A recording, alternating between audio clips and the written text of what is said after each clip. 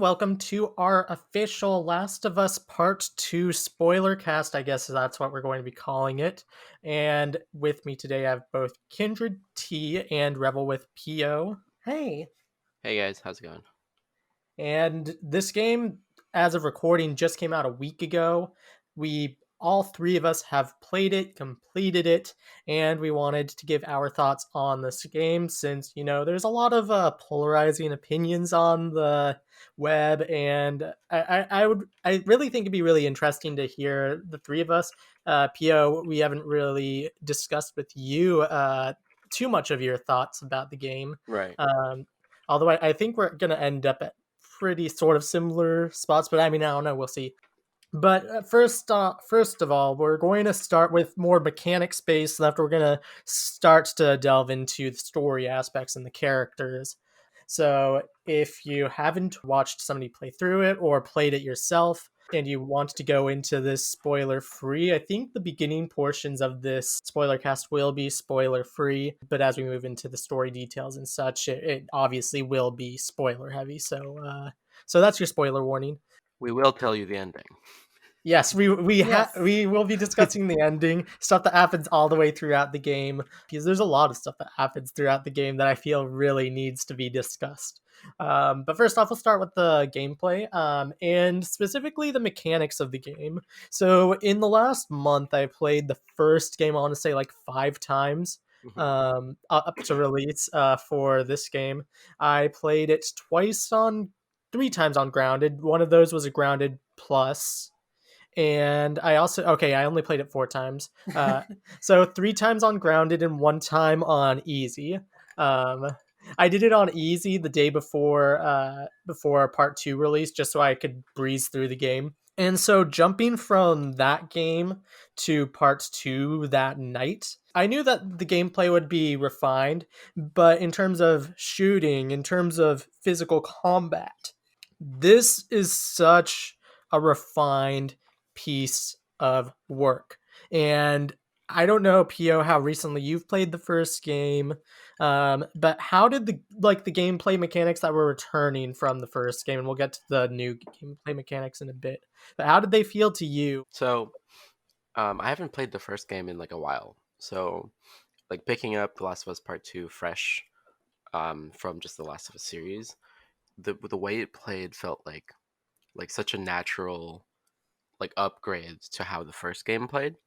And it was so just the whole experience like of the mechanics and playing through it and experiencing the world of The Last of Us was so fluid, so smooth that I didn't like have to think about it, right? It was like if I Mhm. played the part one now, I would be like, wow, this is so clunky. But um, that's just because how part two made me like kind of pick it up from a point of having played the game before. It was familiar, but it's not exactly the same, obviously, right? But I Yeah. think I think they just hit it so well that like I'm like speechless, essentially. I look back at one of Naughty Dog's old works with Uncharted 1, which I played recently. I mean, I also played the first Last of Us like 3 times in the previous month before it came out. So I was fairly familiar with how that game felt. But with Uncharted 1, the mechanics felt so clunky in that game. And, it was really their proof of concept for the cover shooter genre. Um, And, sort of, I played through Uncharted 2, Uncharted 3, and after eventually through Uncharted 4, the gameplay felt so refined. It felt fun. That was the first time I felt like I was having fun in an Uncharted game. Hmm. And like just the since I played through all 4 games so close together, I really felt the jump there. And honestly, this game feels like it was that Uncharted 1 to Uncharted 4 jump for me because everything just feels so smooth in this game compared to the first game. I remember I used to play Last of Us back when it first came out on PS3, Hmm. and for some reason, I always felt the mechanics were a little clunky. I I I loved the story, and that alone put it in my top 3 games of all time. But I always was like, I don't know about the gameplay. But even last year when I played the game, I was still like, I don't really like the gameplay. It wasn't until like about last month where I started to appreciate the gameplay in Last of Us Part 1. But jumping into this game, like as you said, Pio, it just felt like the natural evolution of how the game should have always played. And it felt familiar, but it felt just so much better. Like it's so hard to explain because it just has so much to do with how you're actually moving around and playing. Because fundamentally, a lot of the things function the exact same way, but they just make everything feel so much smoother. Yeah, when you're watching the gameplay for this game, it basically looks like the same game. Right, But right. and when I'm thinking about when you look at the gameplay and you're playing it, you're like, oh, this is how part one played. Hmm. Like I and that's how I'm sort of feeling right now. But I know for a fact if I went and booted up part one right now, I would, because I mean I've basically learned all these strats to get through the game super quickly or as quickly as possible on grounded. But that would not be the case. It would be a real struggle, Hmm. especially because I don't know if we're going to talk about the AI. I guess gameplay, we'll talk about AI, since there's no real section we have for AI. Yeah, I think Um, AA is. Yeah. the AI in this game is honestly so good. Like, I mean, maybe it's not like I maybe I'm just like blowing it out of proportion. I But don't like think so. the AI in the first game was so It was inferior. trash. Like, they didn't do anything. On both sides, on the Yeah, enemies and the allies, yeah, it it was was like trash on either you side. you could really exploit like the enemies like vision and patrols and stuff in the first game, and your allies like would just run around in enemy vision but not like get caught because they made Yeah. the allies not get caught by that. But it's just like, that was a big room for improvement in that game, and they succeeded on all those fronts in this game. I think I like maybe found the words to put it. It's that as you play through the game, there's not a single thing. There's like zero things that break your immersion of the game. Yeah. So the way it plays, so I think part one had it like visually, like visually speaking, the way things happened was very like realistic, kind of. Mhm. Like a lot of the combat things were scripted events, right? Like you get too close to a clicker, you're dead. Yeah, Yeah. But here, it like feels like they made it so smooth that it looks like this could be like a cinematic the whole time, you know? Definitely. So I think that's what it is. It's just the whole time you're playing it, it feels like you're there. It's so there's nothing that breaks immersion, whether it's gameplay or visuals, for like the most part. Yeah, and I mean, I think that sort of goes into the added mechanics of the game, like proning, dodging. Dodging is a huge one. I can't even imagine going back to part one yeah, not and having not having dodging. dodge. Like dodging, to just touch on really quickly, technically it's in the first game. If you're in a melee encounter with a human enemy, sometimes if they swing at you, there will be a prompt to press triangle, and then after you can avoid the attack and counter attack. Obviously in part 2 that was completely overhauled into an actual button for the dodge mechanic, and the dodge mechanic not only works on human enemies in this game, it works on every type of enemy in this game. It can also be used just for traversal purposes. Like, sometimes dodging is actually faster than running. I like, honestly, the dodge mechanic was huge. Jumping technically was also in the first game, but you can only jump specific gaps. Hmm. There's like Um, a prompt yeah, every uh, time. and in this game, just being able to traverse on different levels is such a great feature. Yeah, I think with a lot of games like this, that's like it's looks like it's supposed to be open world. Um, like a lot of those games, especially a game like Part One, it really always feels like you're on one level. There's not Yeah. a multi-level dimensionality to it, even though you do go up and down like a ton in that game. But in this game, every time you do it, it like doesn't feel like you've left a You're different forced like there. realm. Yeah, Yeah. Um, so again, kind of just hammering in the fact that like everything that they've done, every decision they made in making this game really contributed to us like as players. I feel like really um God, what's another word for like immersion? Like, Um, literally all I can think of is immersion right now. Just like being placed into They no, really there. make different you shoes. feel like you're in those situations and that you're thinking of these things, like where to go on the fly. Like, I just always think about like sometimes with like the Seraphites, and you're like in a parking garage and you see one like coming down after you're like, oh, I have to go like this way, and after you just like sort of make your way through the environment in like a completely organic way that you just have to do on the fly. I think there's like a concept. So there's suspension of disbelief, right? So when you're reading or watching something, it's like, you don't complain about the fact that the Hulk can turn into the Hulk because you're watching a movie or reading a Mhm. comic book with like the context of there are superpowers in this like universe that just like don't make sense in ours. Yeah. So like oftentimes like you'll what's it called, a critique that people often would say about something is like you've broken the suspension of disbelief.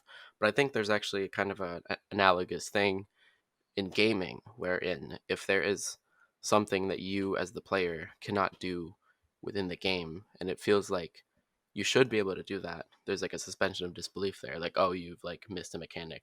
And Yeah, often in the past it's always just like the like limits of the technology of that era can't yeah. you can't do it. But in this game I feel like they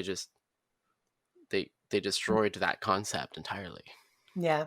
Like I think back to Infamous, the first Infamous game on PS3, where Cole McGrath could like climb everything besides chain link fences. Yeah. That Like that was an oversight. Yeah. like such a simple like That such was a an oversight. simple thing that he's shown that he's able to do so much more, but that is his limit. This Hmm. game I feel like doesn't have anything like that.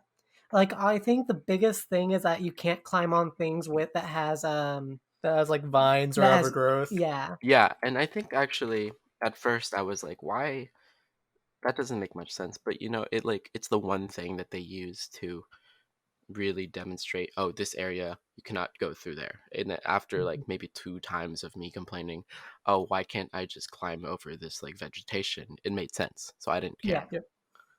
Yeah, that's how my brain also basically started reacting to it because yeah, there were a couple times where like the first couple of time instances where I'd run into overgrowth and I'd be Hmm. like, why can't I climb over this like box or this like rolling like trash Hmm. can or whatever.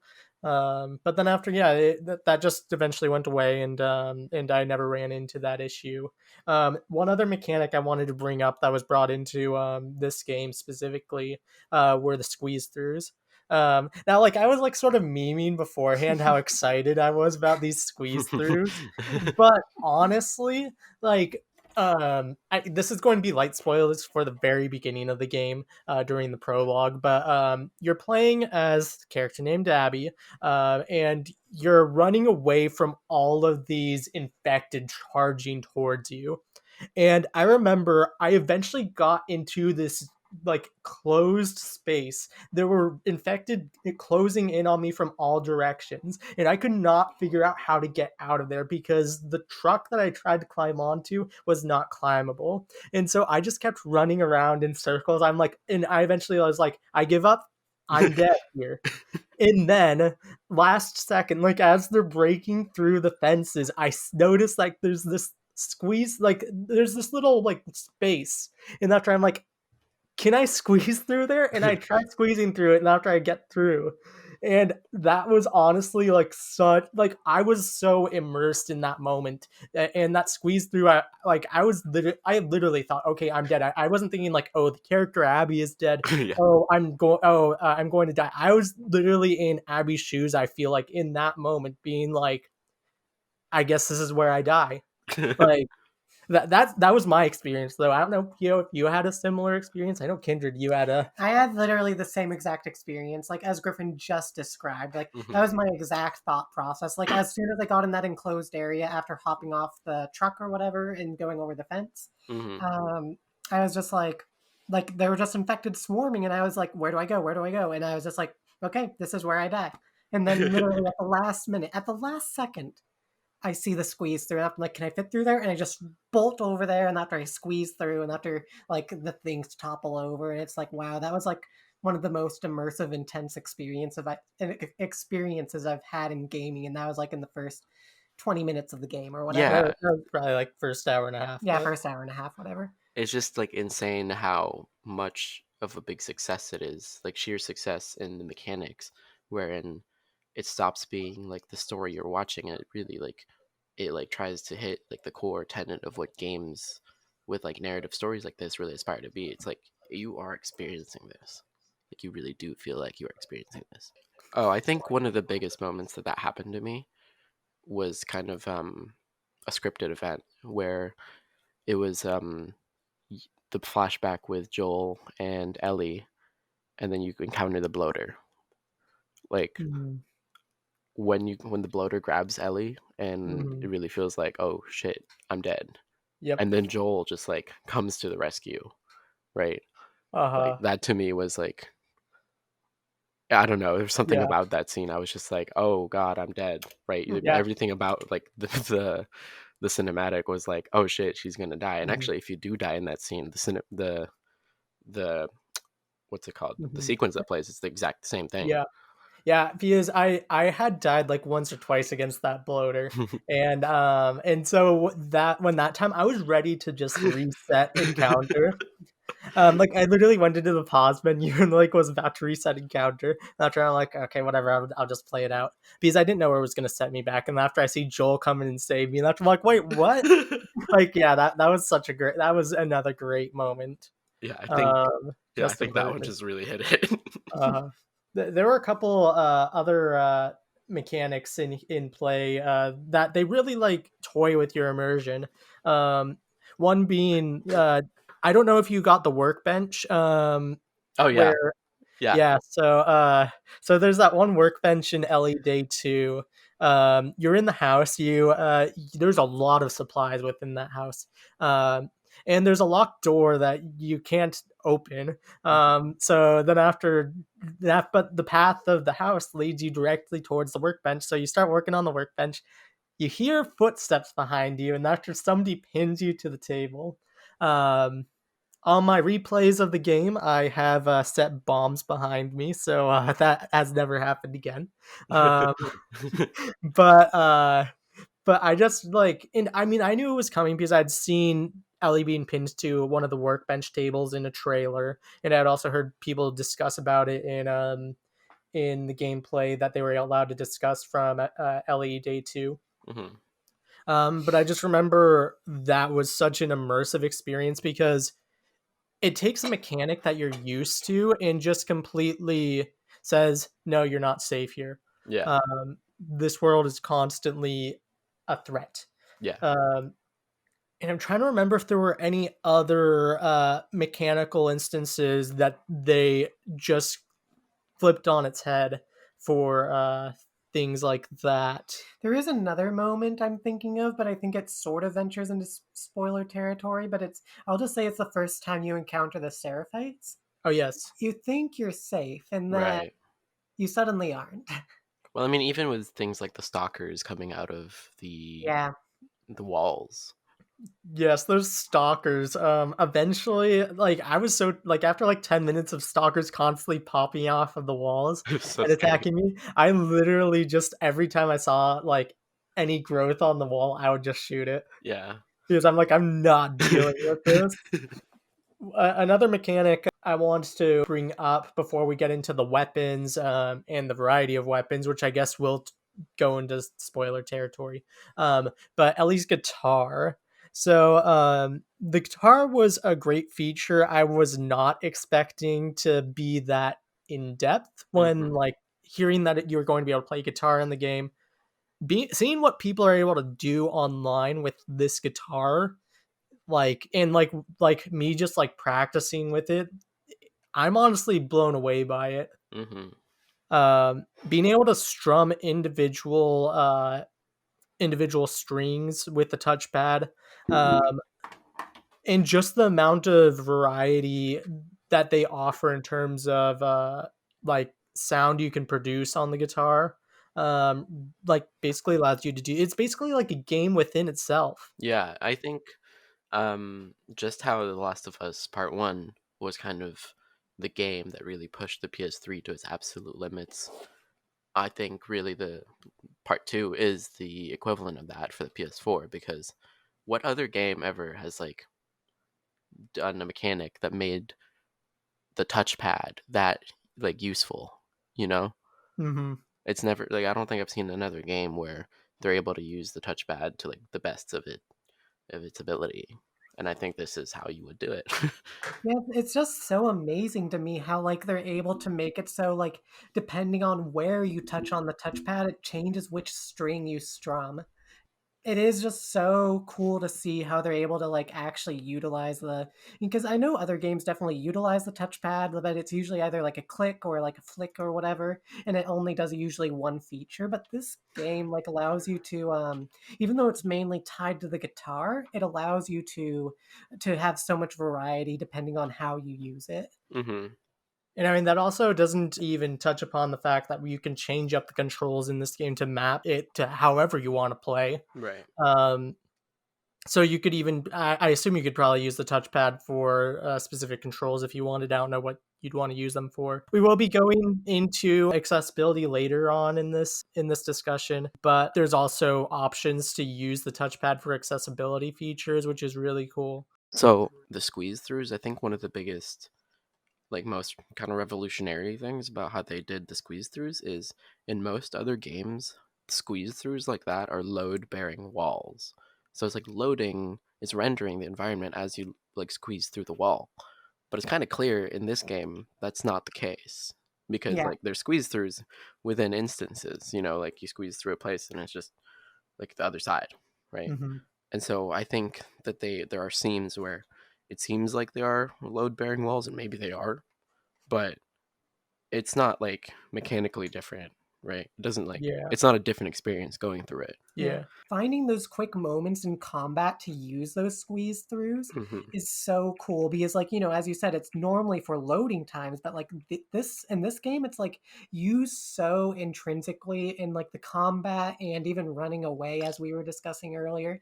It just feels like an actual feature, like almost needed in the game because it feels Hmm. authentic to the world. Yeah. Yeah, there was a segment I was just playing probably like half an hour ago. I was in a little shop and there was a couple clickers. I think there was one shambler. And then after they were just coming towards me and there were a couple, what's them called? It's Stalkers? stalkers. And so they were just coming. I think it was like all types of infected. They were all coming towards me. But I mean, it was usually like one or two at a time. I eventually like just started going using the squeeze throughs just to evade, take one out, then go back through another squeeze through, just strategically use them. And yeah, as you were saying, no, not used for loading, specifically used for your combat and how you play, which is really cool, in my opinion. Yeah, I Um, think just so based off of the discussion we've had so far, it is such an injustice for people to like, I think, just watch the game. I think people really need to play the game. yeah. Agreed. Yeah, this game definitely needs to play it. And I know that most people played The Last of Us for its story. I mean, I would say definitely like 99% of the people that play it is for the story. Of course, there are speedrunners, which I actually really enjoy watching. But as far as The Last of Us 2, I think not only do you play it for the story, because in my opinion, we're going to get to that later, the story is fantastic, but the gameplay is also up to par with the story in this one, and is a fundamental reason why you should be playing it, because you don't get the same experience if you're just watching it. And I know that with streams being so popular nowadays, I mean, I even stream the game, you can say you're getting the same experience, but it really isn't the same Hmm. experience. You aren't holding the controller. You aren't feeling the vibrations from the controller if you have vibrations turned on. It's just you aren't controlling the characters. It's just not the same.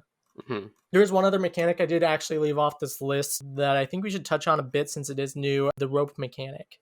So this was sort of brought in from Uncharted 4, and I think it was brought in really well. Unlike Uncharted 4, which Nathan Drake just had attached to his hip, the entire time, so he could climb whatever he wanted if there was something he could latch it onto.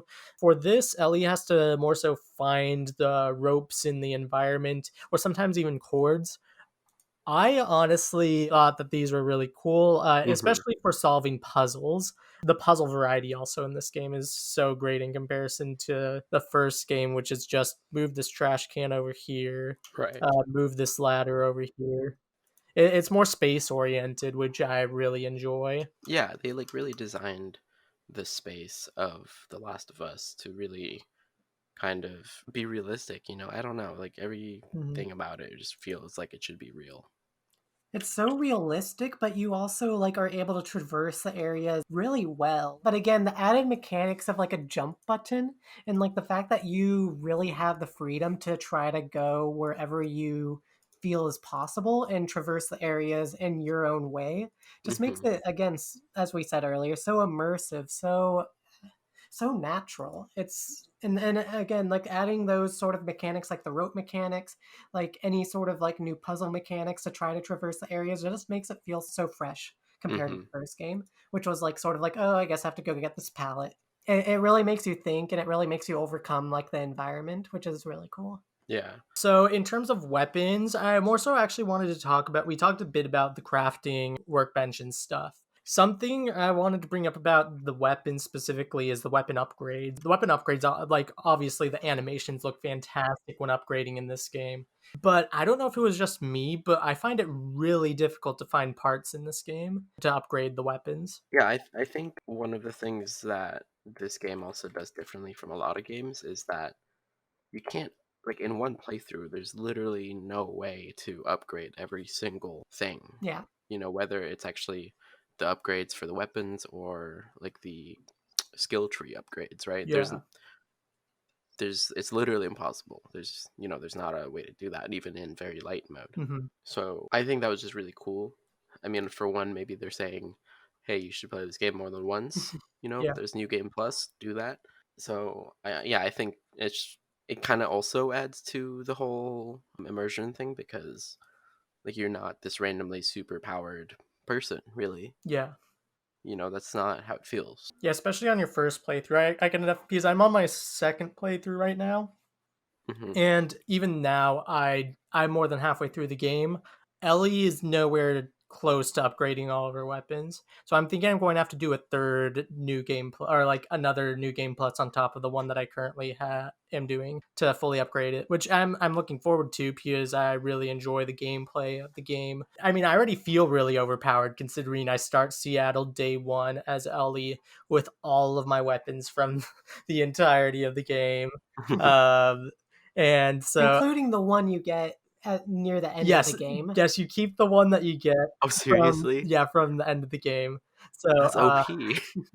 so that is super overpowered, and they do a really nice thing where if you're on a new game plus, you can find ammo for it around the world. Oh, that's cool. So yeah, you can use it and not worry about running out of ammo really quickly. But yeah, I'm really glad that it does encourage replay value because I mean like obviously it's a story driven game. You know, most of the time people would just beat it once and then after since there's no multiplayer in this game, unlike the first game, they would be like, "Okay, I'm done." I understand why there wasn't a multiplayer aspect. I know they were working on it and it just got too ambitious, so they're going to do it as a side project. So, A, I'm very excited about that. B, I was going to touch on this earlier, but this gameplay in this game might honestly be some of the most fun gameplay I've ever experienced in a game to date. And Right. I normally don't play multiplayer games because I'm not very competitive, especially not online. But like if they actually release factions multiplayer like separate and it's very close to the gameplay of this game, I'm going to probably be playing that a lot because of how fun this gameplay is. Like my dream for factions multiplayer would be a Last of Us Part 2 version of GTA 5 online. That would be really interesting actually.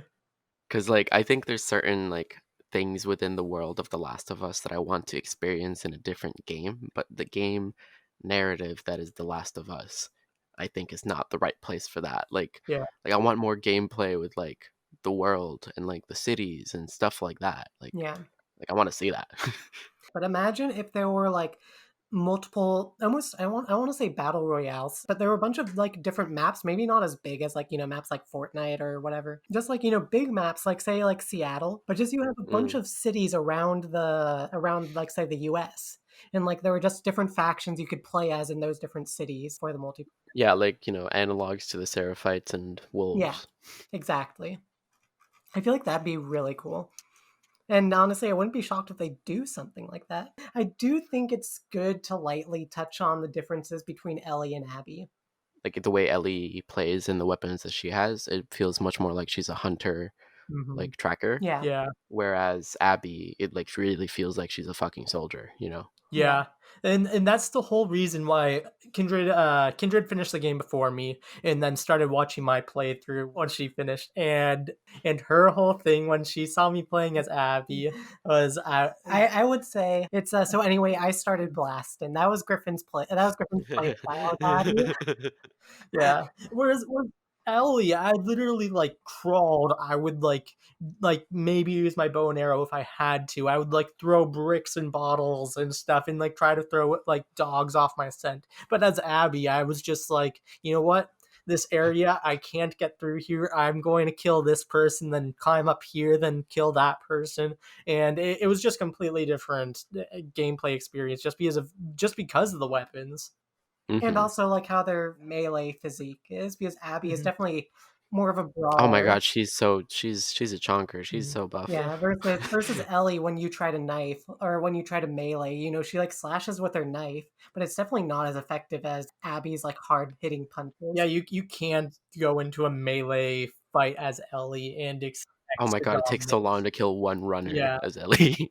Whereas like Abby, you can run up to a runner and not to just punch, punch, punch, punch, and then they're dead. Yeah, there's no retaliation. Uh so The fists of fury are real. yeah.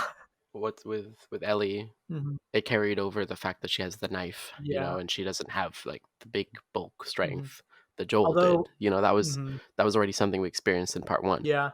Although Abby does have, I guess, the disadvantage of using a shiv, Yeah, um, yeah. which again, her gameplay is a lot more like Joel's in first part. Hmm. So that's understandable that they brought back the shiv for Abby because I feel like she would be a bit too overpowered if she had an indestructible If knife. she had a Like, fucking knife, yeah, yeah. Yeah, I mean, like I agree. story wise, it probably makes sense because she's a soldier. But mhm. no. Yeah. Yeah. Can we talk for like 1 second about how happy I am that I don't have to craft shivs to use on doors? I Yes. really love how they made that, again, another puzzle mechanic to figure out in the world itself. It Yeah. feels so organic and natural. Yeah, I mean, usually it's just breaking glass, but I mean, there's sometimes like you climb over stuff, or like you go through a vent and you can pop down the other side and open the door. I think the first locked door is in the pharmacy with Dina in Jackson, and you climb out a window, you go to the back window, and then after you just climb back in, collect all the stuff, then unlock the door. It's just really cool that they don't require you to use resources to unlock doors this time, but instead Hmm. just have the player think. And I mean that might be an insult, but like I mean I don't think it's an insult. It's the safes were in the first game, but in that game you would just pick up notes and it would have the combination. Then you would just go up to the safe and it would automatically unlock. In this game, you can not only find codes on notes, you can sometimes they'll have you use environmental clues. Like Pio, did you do the first safe with the doggo? Yeah, yeah. Yeah. I loved that. The good boy. Mhm, yeah. Like just like doing like cool hints like that, which actually has the player have to think about the environment and try to piece together stuff. And then after, if you don't want to go through that trouble, you can just crack the safe yourself by listening for when it ticks. Oh, I didn't know that. I And had no clue. yeah, it's really cool and so in depth. Yeah. And it's just such a vast improvement from I can't even call it the same mechanic from the first game because it's just such an evolution. I think it's genre breaking because I don't think there's one genre that you should attribute to this game. Yeah. Whereas like previous, like some of the Uncharted mechanics would be maybe Third fuck, what's person the word I'm thinking of? action. Yeah, yeah. Like it doesn't feel like that. It's not Mhm. just Survivor Yeah. either. It's not just survival, and it's like actually a ton of platforming. But Yeah, Yeah. there's definitely. Who would call this a fucking It's platformer? like Like a third-person stealth action platformer, survival horror. guitar playing puzzle solver. So, in terms of visuals of this game, obviously looks fantastic. I played it on PS4 Pro. The first night I didn't have my PS4 Pro because I ordered the Last of Us 2 PS4 Pro. So I played it on my normal PS4. When I'm walking around Jackson as Ellie with Jesse, I had severe frame rate drops on my base PS4. And I'm like, okay, I'm definitely not playing this game on my base PS4. But I got to the end of Prologue that night. And then after I didn't play it all again until I played it on my PS4 Pro. In terms of visuals, looks outstanding, especially with HDR. What was your experience, Pio? So you had a day one PS4, right? It was a base PS4. It was the Black Ops 3. Oh, it was the Black Ops 3. Yeah. So my PS4 actually had no problems running it. Like I didn't have frame rate drops unless maybe like except for maybe a couple times. Mhm. But it was like, and if there were more, it was like not noticeable. I didn't see performance issues on my PS4, and so obviously I don't think like that everybody's PS4 base PS4 could run it like that. So I don't really know why my PS4 was able to run it so well. But yeah, hopefully most people's base PS4s can run it really well because it would kind of suck if having a PS4 Pro was like a wall from 90% of people. Yeah. Yeah, on my PS4 Pro, I had no issues throughout. The only time I think I did was actually on your PS4 Pro, which I don't think makes a difference. Was I first noticed when you're diving underwater, I think it was when you're trying to get the boat in day 3 or something. I just noticed some like pretty like not pretty big, but like I just noticed some frame rate drop when you dive underwater. And it was I think there was a lot going on, like the ocean was pretty wavy, there were like a lot of enemies around. So like I think it's very understandable why in that specific moment with all the water rendering and whatever, like it probably had some frame rate drops. But really I had no issues with this game. Yeah. And in terms of audio design, the audio design, like clickers Terrifying. sound terrifying. Like Terrifying. You know how they do the yell, right? Yeah. And it's kind of like them pressing triangle to echolocate, right? Yeah. But like even when you hear it and you know that's what it is, you're just like fuck. Yeah. And I can't imagine playing this because Kindred played the majority of the game with With headphones. yeah. Right, I me too.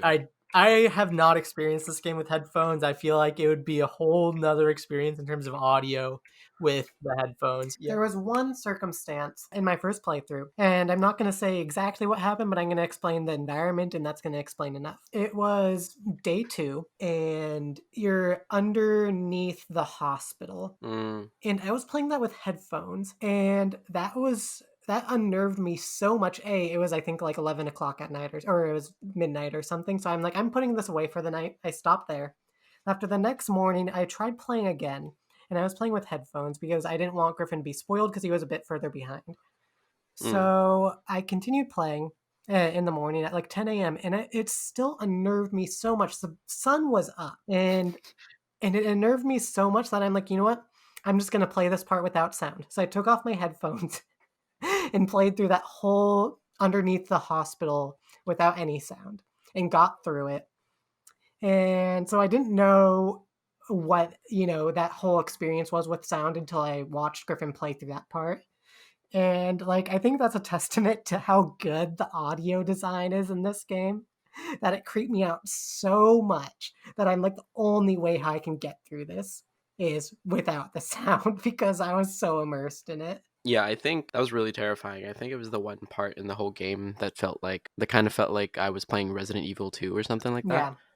Because that game also does a really similar thing where the sound design and like how dark everything is, it feels like such a horror game. That was probably the scariest bit for me too. Yeah. Yeah, that was definitely a horrifying experience, which we'll get into a tiny bit later. But I'll just briefly touch upon load times really quickly. I didn't experience any issues with loading except for when you're loading up the game initially. That initial load into the game after you've selected your save data and whatever takes like about a minute. I haven't timed it, but once you're in the game, there's no load screens at all. Right, when you like the biggest, most amazing thing this game does with that is when you die, there's like 1 second where you can't press X to continue, even on my PS4. Like Yeah. it's like You're right So, back into it after you die. I hmm think on like our PS4, it's like half a second. It's like, yep, you're back in. You can press X. So load screen. I'm not detracting anything from load times because while it takes a while to get into the game, once you're in it, it's seamless and it doesn't break your immersion. And I feel I'd much rather have that long load time up front before you're actually in the experience rather than have it break up your experience while yeah, you're definitely. playing. I'm just really like, what sort of black magic did Naughty Dog work to make that happen? Because there's so many games like Horizon Zero Dawn, like God of War, like I'm thinking like they're really great games. But the load time getting into it if you die is like and like that's not even counting like games like Fallout 4 or whatever. It's Yeah, yeah, like there's so many games that just like the experience is so much worse just because of the load time for when you die. yeah. You know, like the load times for when you die in some games is like enough time to go get some food. Yeah. So I am just like astounded by those load times. And I think that was also something that really like made me never break immersion because I would like play for like 6 to 8 hours straight, and I'm just like zombied out in front of this because everything is zombie. Hmm. Yeah, and it was great because, like, I mean, honestly, like, while we're immersing ourselves into like a terrible world, I mean, we're sort of living in a terrible world right now. So it was just nice to go into a different terrible world for a time being. Uh, Jesus. but something that was really great about this game that was actually really uplifting was the amount of accessibility features that we had within this game. I think there's like over 60 accessibility features, which honestly astounds me that there's so many features that will allow people that are hard of hearing, deaf, blind to be able to complete this game in its entirety. Another thing about that is like you can tailor this game to play how you want to play it too. It's like actually crazy. If you play it on very light mode, then it's like way more action oriented because like you have hella ammo for every encounter, Yeah. right? And if you play it on like survivor, it is like a really harrowing survival experience because you have nothing. Yeah. And you can even adjust like the difficulty for each specific like component. So like you Exactly. can change it for like the amount of items you collect. You can change it for how difficult the enemies are, how much damage you take. It's How much they see, like yeah. that's insane. It's just so incredible what the amount of customization and while I can understand why studios would be adverse to doing this because it could really be game breaking for one. You'd have to test out for so many different possibilities, but also it's just like I mean we actually did have a game breaking issue with the invisibility while prone Yes. feature is an accessibility feature. I was using it to get through a place with stealth, but Dina didn't follow me through the area because I was invisible. And Yeah. so I couldn't activate the next prompt to exit the area, which was That's really yeah, funny. it was a tiny bit of an issue, but I mean, overall, like the amount of success that they got through all of these features, not only to like help out players who want to just play it differently, but to really allow a lot more people that usually can't play games to be able to play games is just astounding. And it just sets a benchmark for other developers to really be inclusive in terms of accessibility.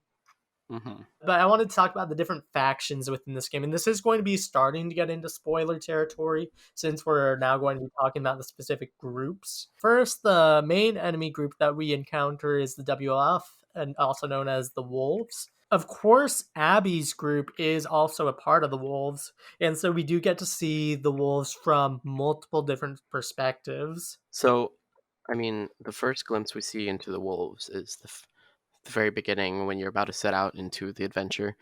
Tommy mentions that the Abby's group had WLF on their jackets, right? So that gave them their first lead. And just, touching upon like how good this game kind of eases you into the story, right? They give you this little by little taste.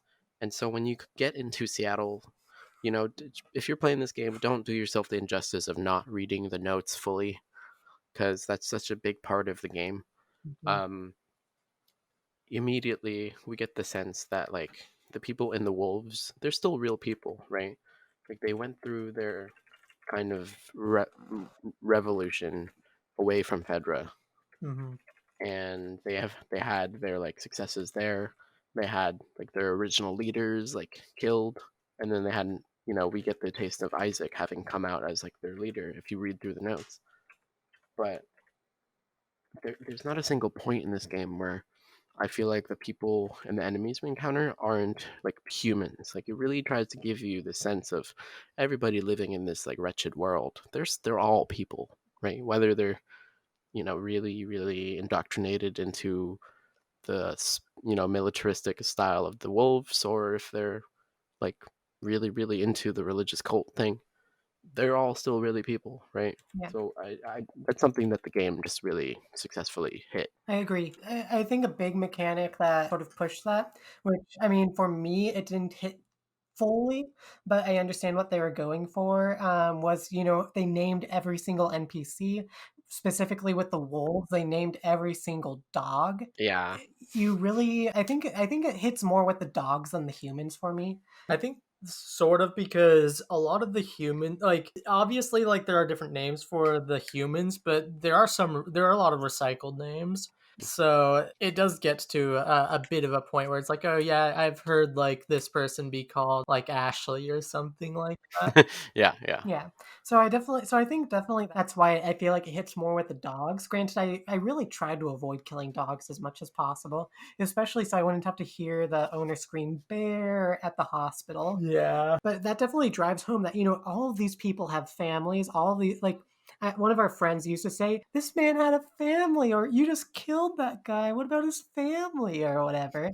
And it's like, this game really tries to lean in on that, sometimes with success, sometimes with failure. But like again, these AI feel the most human like I've probably felt in any game. And it's just so I didn't necessarily feel heart wrenching when I like killed the NPCs. I a lot of times just felt like this is what I have to do, which I feel like on that end, Naughty Dog didn't push it quite far enough, but they probably did as much as they could. But with that said, it really did feel like they put a lot of thought into who each of these characters were, even if they were one time what they would normally be no name grunts. But obviously they have names. I think as a counterpoint to that, if they did like maybe hit too hard on like the normal NPCs that you kill having names and like really trying to feel for like the random 20 people that you just killed, Hmm.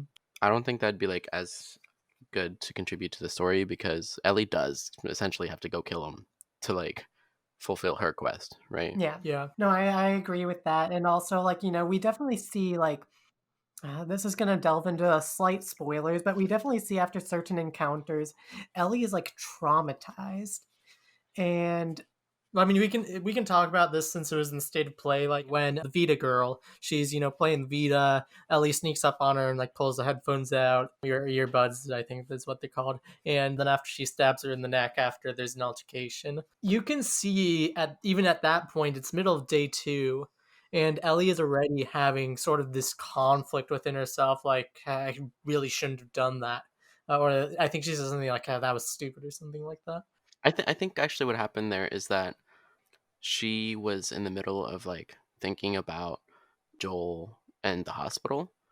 And I think that girl mentioned that Nora was in the hospital. And so I think like it put Ellie off for a second. yeah, Mm-hmm. And that's why the girl was able to like counter attack. And Ellie had to defend herself, even though she had like the clear upper advantage. And then she just kind of let go of it. I think that's why she said that was stupid. that's fair. Yeah, that's fair. But in terms of the WLF, I feel as though, especially when you get into the second half of the game, you're really able to actually, like, I guess it's very similar to what's happening in Jackson. I mean, of course, Jackson doesn't have an enemy that they're warring against, but Hmm. it's a very similar situation. They send out people on patrols and they have their own little community. They have their own little place where they eat. Well, it's not really little in the WLF, but they just have thriving communities with children running around. And it's just the parallels really make you realize, okay, these aren't just random soldiers that I kill like in Uncharted, where I'm just Nathan Drake and I kill like hundreds of people without mercy and don't even reflect on it. Yeah, Right. They show you that it makes sense how you're killing dozens of people. Yeah. Because like when you get to Seattle, it feels barren, right? Like the first like bit where it feels like it's an open world game. Mhm. There's only like a few infected. There's no WLF, and then like out of, so you're like not sure at that point, is there like a thriving community here, or is it just barren as hell? Mm-hmm. And I mean, I also do feel as though that is really helpful in terms of. I mean, of course, if we've seen the marketing, so we know that there's a lot of WLF members. But if we were coming at this in terms of this was our first ever experience with Last of Us Part 2, and you were entering Seattle, you don't know their numbers. Like as Tommy was saying, you don't know how large that group is and how armed they are. And so just being able to explore Seattle, like within the zone of the WLF, not run into any Seraphites, not run into any members of the WLF, you could end up coming to the assumption, wait a minute, maybe it is just the 8 or so people that came, and I guess we're going to talk spoilers. So spoiler warning, the people that came to Jackson and killed Joel. Maybe it is just those people and maybe a couple other people that live here. I mean, obviously that's not the case, but it really is just really, it really does set the tone for when from coming to Seattle and after seeing how vast the WLF is and how, I guess, how widespread the group is. And of course, Isaac's role, as you were mentioning earlier, PO. And Isaac is such an interesting character. We hardly see any of him. But when he is on, We're not even sure if he's like morally good or bad. yeah, We don't know that. because I mean, honestly, like what Isaac's doing, wiping out the Seraphites, like while it is technically not the morally correct decision. It in another light, you can see these Seraphites might betray us at any time. It's not worth the risk. We should take Yeah, care of they our had own. a truce. They tried the Mhm. peace. Although it was Isaac that ended up ordering the death of the Seraphite leader, which in turn made them very hostile towards the WLF. So it definitely didn't work in Isaac's favor there. I mean that sort of plays into the whole theme of the game, which we're definitely going to touch on later. But it's just one small example of the theme of the game and like cycle of violence and like one act begets another and like yeah. Yeah. But I think it would be a disservice if we don't delve more deep into the Seraphites. Because while we don't figure out a lot about the Seraphites for a long period of time in the game, the Seraphites are really they're basically complete opposite of the WF. WF are a lot more Hmm. militarized. They have canine companions, whereas the Seraphites are a lot more stealthy, Earth based. They don't really rely on technology, and they They're like literally not allowed to pick up stuff from the quote old world. yeah. And we'll be discussing characters later because obviously Yara and Lev are two Seraphites, but how they treat society and how polarized they are from the WF makes a really good conflict in my opinion. And also like bar like whatever infected, the Seraphites are the scariest human enemies I feel like I've fought in video games. Yes. Oh yeah. Like hearing that whistle, and I know I sent you. I'm pretty sure I sent you that meme, Pio. Just that meme sums it up. Hearing that whistle, like I remember the first time we encountered the Seraphites, I knew it was coming. I knew that Ellie was going to get that arrow in her shoulder. I still climb over that ridge, hear the whistle. The arrow comes, it like shoots into her shoulder. It startles me. Yeah, and I'm like, I was expecting it. I still get startled. Like, and then after just hearing, because they don't communicate in like general talking. Hmm. They still talk, but like not when like trying to hunt someone down. Yeah. And so like you just don't know what they're saying. And I think it's another one of those instances where they take a mechanic and flip it over its head, because that like fights with the Seraphites, you can't use the trick of like just throw the brick or the bottle and then you're gonna be good pretty much, right? It's a much harder encounter. yeah, because while they mechanically work the same in terms of human enemies, unlike the WLF, you'll hear the WLF member say, "I think I heard What's something that? over Yeah. there," or like, "Let's go check that out after you throw a brick." Hmm. With the Seraphites, they might do a whistle. You don't know what that whistle means. They keep like advancing on you. It's Yeah, like they still know where you are. yeah, They're very it literally feels like they're hunting you down and they're going to surround you and you Hmm. need to be constantly on the move because otherwise there might be one that shows up behind you unexpectedly. Hmm. It's they're creepy. Also, like the environments they're placed in, generally it's like deep, dense, fern-filled like parks, Parking garage. abandoned parking garages, and then of course there's the Seraphite Island, which is just such a cool environment. But like just like how they move about the environment and like their patrols are different from the wolves, which is very interesting. And they're just such cool enemies that get brought into the game pretty late, and I feel as though it just changes the dynamic in a really great manner. So I said that they were brought in pretty late to the game though, and these enemies, this is going into heavy spoilers, I guess it's heavy spoilers, but these enemies aren't brought in till basically like the last hour or two. And it's the group called the Rattlers. Now the Rattlers obviously behave a lot like the WLF. They have dogs and they talk like WLF members. I guess it's very similar to how the Fireflies were brought in as an enemy at the very end of the first game because we never had conflict with them before then. You know, with the Rattlers, they almost, I don't want to say they feel more militarized than the WLF, but they definitely have like, it feels like they raided like a Fedra base or something, because you know they have like bulletproof like vests, they have And they have helmets. helmets, and so it very much means that you can't take them out easily. You know how they function is really messed up. They capture people for slaves. I don't know exactly what labor they have them do, but I think like agriculture. yeah, probably. But it's just like, so like the way how they function is really messed up. It very much feels like, I don't want to say a dude bro like heavy environment, but they're very like mannish in that way. They are masculine in that way. They don't necessarily feel like, because even though the WLF is very militarized, the Rattlers feel very testosterone heavy. I guess that's the best way I can put it. I think actually the like what you were saying just now kind of made me like really figure out a major theme in this game. Before I was thinking like one of the biggest themes and not the biggest themes, but a recurring motif is like the pairs, right? There's always like the two pairs. So whether it's Joel, Ellie, Dina, and even in their patrols, right? In Jackson, their patrols are two people. So it's like, Joel, Tommy, etc. They always do this like pairing up thing. Um, and obviously that as a recurring motif also works with Abby and Ellie as the two playable characters, and all the differences between them. And for a while, I was struggling to figure out like, is it like a yin and yang thing? Like, they're opposites, and in a lot of ways they are. But I think the biggest way they are opposites usually is like they're it's like a masculine feminine thing. So I think that's actually it makes me think that like the like sexuality and like gender is actually a much much bigger theme in The Last of Us than I originally thought it was. Mm-hmm. Um, and even something as simple as Yara and Lev. Yeah. So I originally I was thinking the theme is like the pairs, but I think it's like a male female type pair. I don't want to see like male female as gender, but like the archetype of like feminine versus masculine, I think, is the real theme. Mm-hmm.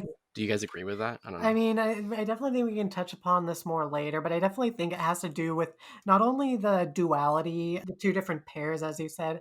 Like, there's so many things that you can compare Mm-hmm. different people to, different groups to, but it's also at the same time, despite how different they can seem, also how much the same they are. But I think that also like ties in with like the masculine feminine thing. Yeah. Yeah. So actually the reason I brought that up is I feel like the Rattlers are like the masculine equivalent of the Fireflies. Just like you said, like Mhm. the Fireflies don't show up as an enemy until the very end of part one. The Rattlers don't show up as an enemy in the very end of part two, and it's actually like it's analogous. I feel like, Yeah. and again with like the whole duality thing. At the end of part one, you're like, should I be killing these people? Oh God, right? Mhm. Like, should I be doing this? Like that's the encounter at the end. You don't like it's like really morally ambiguous. Whereas in The Last of Us Part Two, it's not morally ambiguous whether you should kill these people. Yeah, these people um, are literally just shitty human beings. and like people like a critique that you might maybe hear is like, why did they just introduce these people? They have nothing to do with the story, etc. But like, it's world building, right? Like, it Mhm. makes sense that crappy people like the Rattlers exist, and so it makes sense also that like Abby as a Firefly, the opposite of the Rattlers, um, gets captured by the Rattlers, and then you as Ellie have to go weirdly hunt down the Rattlers. As a denouement to the end of part one, instead of Joel killing the Fireflies, you have Ellie rescuing a Firefly and giving her back the hope that maybe she can go back and like rebuild the Fireflies, right? Definitely. Like we get so little of the Rattlers, but we I feel like there's so much story like told in the environment with them. Like there's one of the infected that are tied up, and I believe all of the infected that are tied up are actually quote unquote Previous slaves slaves. that tried Yeah. to escape. So even in death, Mhm. they stay as Yeah, slaves. one of the Rattlers like are talking to one of the infected and say like, "You wish I'm gonna butcher whatever the quote was, but it's like you wish you didn't try to escape now, huh, Anthony, or something like that." Yeah, exactly. And so it just there's so much world building in such a short amount of time, and with like a group that you would just write off, um, and it's just so fascinating. And as we were talking about the Fireflies just now, the Fireflies, while not an enemy group per se, I mean, I guess you could say that Abby's group is part of the Fireflies, so they count as an enemy group. But when you're playing as Ellie, obviously, but the Fireflies don't function the same as they did in the first game. Instead, they're the only real instance of the Fireflies as an organization, other than outside of flashbacks that we get, is through Abby in Santa Barbara when she finally makes contact with the ones at what's the island? Catalina Yeah, Island. Catalina Island. Hmm. And while there's not much to go off of, initially I just thought that those Fireflies were actually just setting up the ambush for Abby and Lev to get caught in. I have different thoughts about that now because I don't think that they're related to the ambush, No, I don't think so either. especially because after you beat the game, the loading Yeah, screen is of Catalina Island with the boat on the shore. So I presume that says that Abby and Lev made it to Catalina Island. Um, yeah, definitely. and I would be hopeful that, I mean, if the Fireflies are regrouping and rebuilding, I was about to say rebranding, um,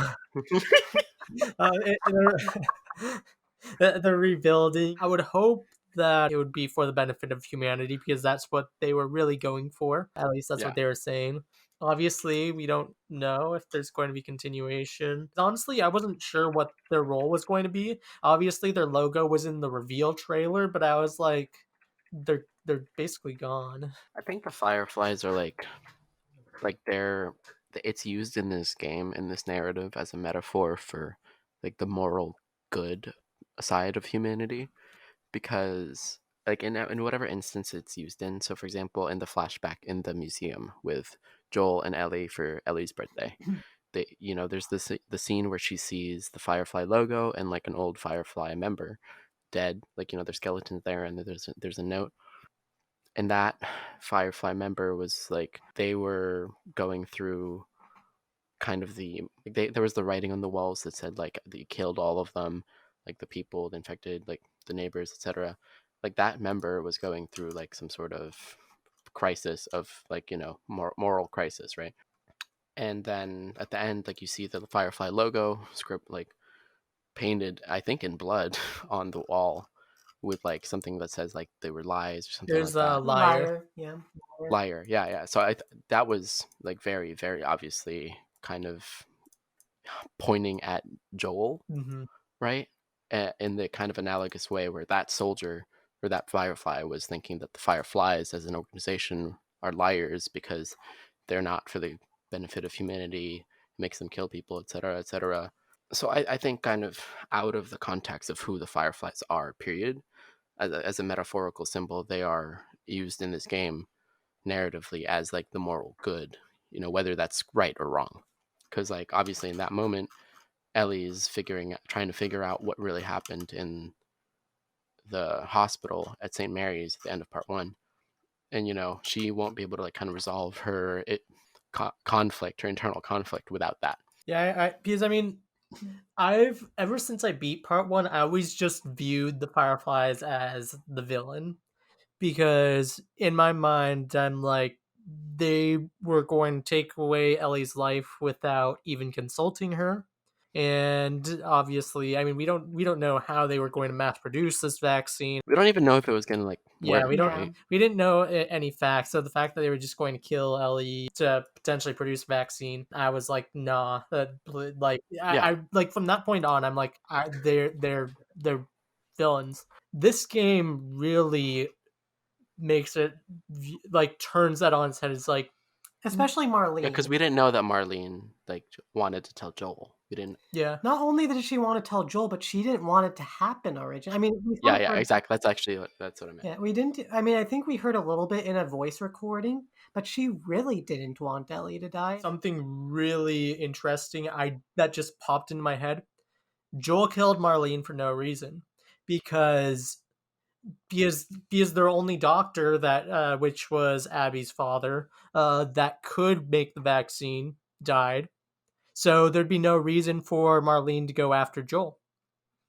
And so I mean, I don't know if Marlene knew that the doctor was dead at that point. But Joel says you just come after her, but there'd actually be no reason for them to come after Ellie because there's nobody to make the vaccine. The only reason like they really like anybody went after her was because of Abby's dad. Like if that wasn't if that doctor didn't have a daughter or whatever, that wouldn't have happened. But he had this chunky daughter who like really wanted to kill Joel. Yeah. Not only was Joel, I don't want to say he was wrong, because he was definitely justified in his actions at the end of part one, but the act of killing Marlene completely out of line. The Fireflies now in my mind definitely, I would say, are on the morally correct side of I think so too. humanity. Like Mhm. like when we see Abby and her group, when we see them as fireflies, that's when we see them like as like kind of almost the good guys, right? Mhm. And we see like the kind of point in Abby's story where we really see her kind of turn for the better is when she like kind of wants to go with Owen and like go restart back with the fireflies. Yeah, I think that's them kind of touring the moral good rather than getting stuck with the WLF, which is just this militaristic organization whose only goal is survival, whether that's going to kill people or not. I mean, I'm hesitant to say they're like the quote unquote good guys. I definitely think they have a lot of good aspirations. But and specifically in reference to the decision with Ellie, I think it was definitely probably the best choice for humanity to go through with it. I think they needed to wait for Ellie to wake up and consult her with it about the decision. I Right. think doing that would have really put them in the 100% morally justified. Instead, they were just like, let's just do this, even though she doesn't necessarily know she's gonna die from it. Let's not. Exactly. Exactly. I definitely don't think Joel was. I mean, like I on one hand, I think it makes sense why he'd go after Ellie and save her, but on the other hand, in terms of dooming humanity or whatever, he is not a hero in any sense of the word. He Right. selfishly saved Ellie because he finally found new meaning in life. Yeah, I think like there's no question after playing this game where Joel's actions stand. Like yeah, I still love Joel, but like he's dead and he's dead for a reason. Mhm. Yeah, I mean, definitely for a reason. And I love Joel too. I mean, I've played through the first game multiple times within the last month of it, as I've said. And I love Joel's journey and I mean, obviously his connection with Ellie and even his connection with his daughter, Sarah, and also his relationship with his brother, just his relationships with all the characters you also meet across the first game. And I love all of those interactions. I love his character, but it definitely is understandable why he meets the fate that he does within this game. Yeah. Let's talk about the infected types. So, obviously, returning from the first game, we have the runners, clickers, and bloaters. We also do have stalkers that are returning, but they're fundamentally different from the first game, or they function differently from the first game. So, that's why I'm not including them within this specific segment. I do have to say for clickers though, They did change a little bit how they function, because in the first game they said that they function with echolocation, but really it was just if you were moving as they like clicked, they would find you. But even if you're standing still in an open environment in this game, if they click, they'll know where you are. And so in that instance, they definitely made it feel more realistic in terms of how clickers function and use echolocation. Right. And like that being said, though, I feel like clickers are like a little tiny bit less dangerous in this Yeah. game. They're not like one hit kills to you most of the time. I think the added feature of the dodge mechanic definitely helped. Yeah, because you don't just like auto die by being near them. Yeah. It's also really nice because the majority of the game you're playing as Ellie, and you have your knife. So unlike the first game where you could only really take them, if you wanted to take them out stealthily, you had to use a shiv, Oh yeah. which I never did, especially on grounded. But except for the one clicker you have to use a shiv on to get out of the subway. But in terms of this game, for the most part, you can just take out all the clickers in the area with Ellie, just stealth, and it's not really an issue. Now, in terms of bloaters are fundamentally the same from the first game to this game. There are only 3 instances of bloaters, which I found Yeah. interesting since there were 7 bloaters in the first game. They Uh, feel tankier in this they're game. definitely tankier. I think so. I think they got replaced by like the shamblers like in most instances. Yeah. One really cool feature about the bloaters though is that they can like now destroy environments, just charge through environments, which is a really cool feature. So like as you were talking about earlier, Pio, with the flashback with Ellie and Joel, the second flashback with Ellie and Joel, you encounter that first bloater of the game, and the bloater's just running through walls trying to charge at you. And it's just so cool because I mean, obviously a bloater would be able to do that. It's so giant and has so much mass, like just charging towards an old building's wall. Of course, it's going to take down the wall. And it's just also really immersive. I think it really made me appreciate the bombs. Like whether it was like the pipe bombs or the trap bombs, I was like, I'm using those here. Yeah. I also used a lot of Molotovs. In the flashback, you only really had access to Molotovs as Ellie. Yeah. Speaking of bloaters, I'm just going to take this quick moment to shout out Kellen Goff. He's an amazing voice actor, and he did all the like voice like vocalization for the bloater. That's came out of a person. Like I mean, like he does other roles. Like he did reworked Fiddlesticks. He voices like Overhaul, some Overhaul and My Hero Academia. My Haircut. He Oh, voices his name in JoJo's Bizarre Adventure Part 5. He voices Diavolo. Oh, he does? Yeah. Interesting. So like he's just a really talented voice actor. He's like our age. I think he's like a couple days younger than us actually. Yeah, he is. And it's like wow. he's such an amazing voice actor, and like hearing that he was a bloater in this game, I'm like, how do you do that? It's astounding. That's all I wanted to say about him. So the Stalkers were coming back from the first game. They technically didn't really know how to implement the Stalkers until like very late into the production cycle of the first game. So it's sort of the reason why they only really appeared in the hotel basement and that instance in the sewers with Sam when you were separated from Henry and Ellie. And after they, of course, reappeared in Left Behind when you were trying to get the gas for the generator to get out of that flooded underground section of the mall. But in this game, the stalkers are completely overhauled. One, they like move around on all fours. They actually ambush you. Like they're actually choosing to hide. They don't do this weird thing where they run in front of you then like run away. They'll actually wait and ambush you, which like makes you play completely differently. Like usually I'll try to like stealth it, but you can't stealth the stalker. I'll usually just end up having the guns blaze it and like charge forward and be like, okay, I know there's going to be a stalker that comes and charges me. I'm just going to have to run forward. Once I run past the stalker, turn towards it, shoot it, and I have to continue moving because there's going to be another one on me. So halfway through the game, I like changed my game mode from hard to like very light because I was like, it was like always like late at night and I was always tired and I was just like, there was a moment where I was like too tired to keep playing it on hard mode and I was like, I'm just gonna, for the sake of getting through it, put it on very light. And then after that, I didn't put it back because I was like, oh, I'm scared. So my stalker experiences were very bow and arrowy, or I was actually able to like stealth through most of those. I didn't go through most of the stalkers encounters guns a-blazing because I like really didn't want to deal with them. So I think that's like another like just another kind of success of this game. Like you can really customize it how you want. Like you can play like the game as more of an action shooter with more ammo, but still have like the durability of like your survivor mode if you really wanted. Yeah. Definitely. I think another thing that really helps in terms of making you feel like, they're gonna like have the jump on you at any second is the fact that you can't see them in listen mode.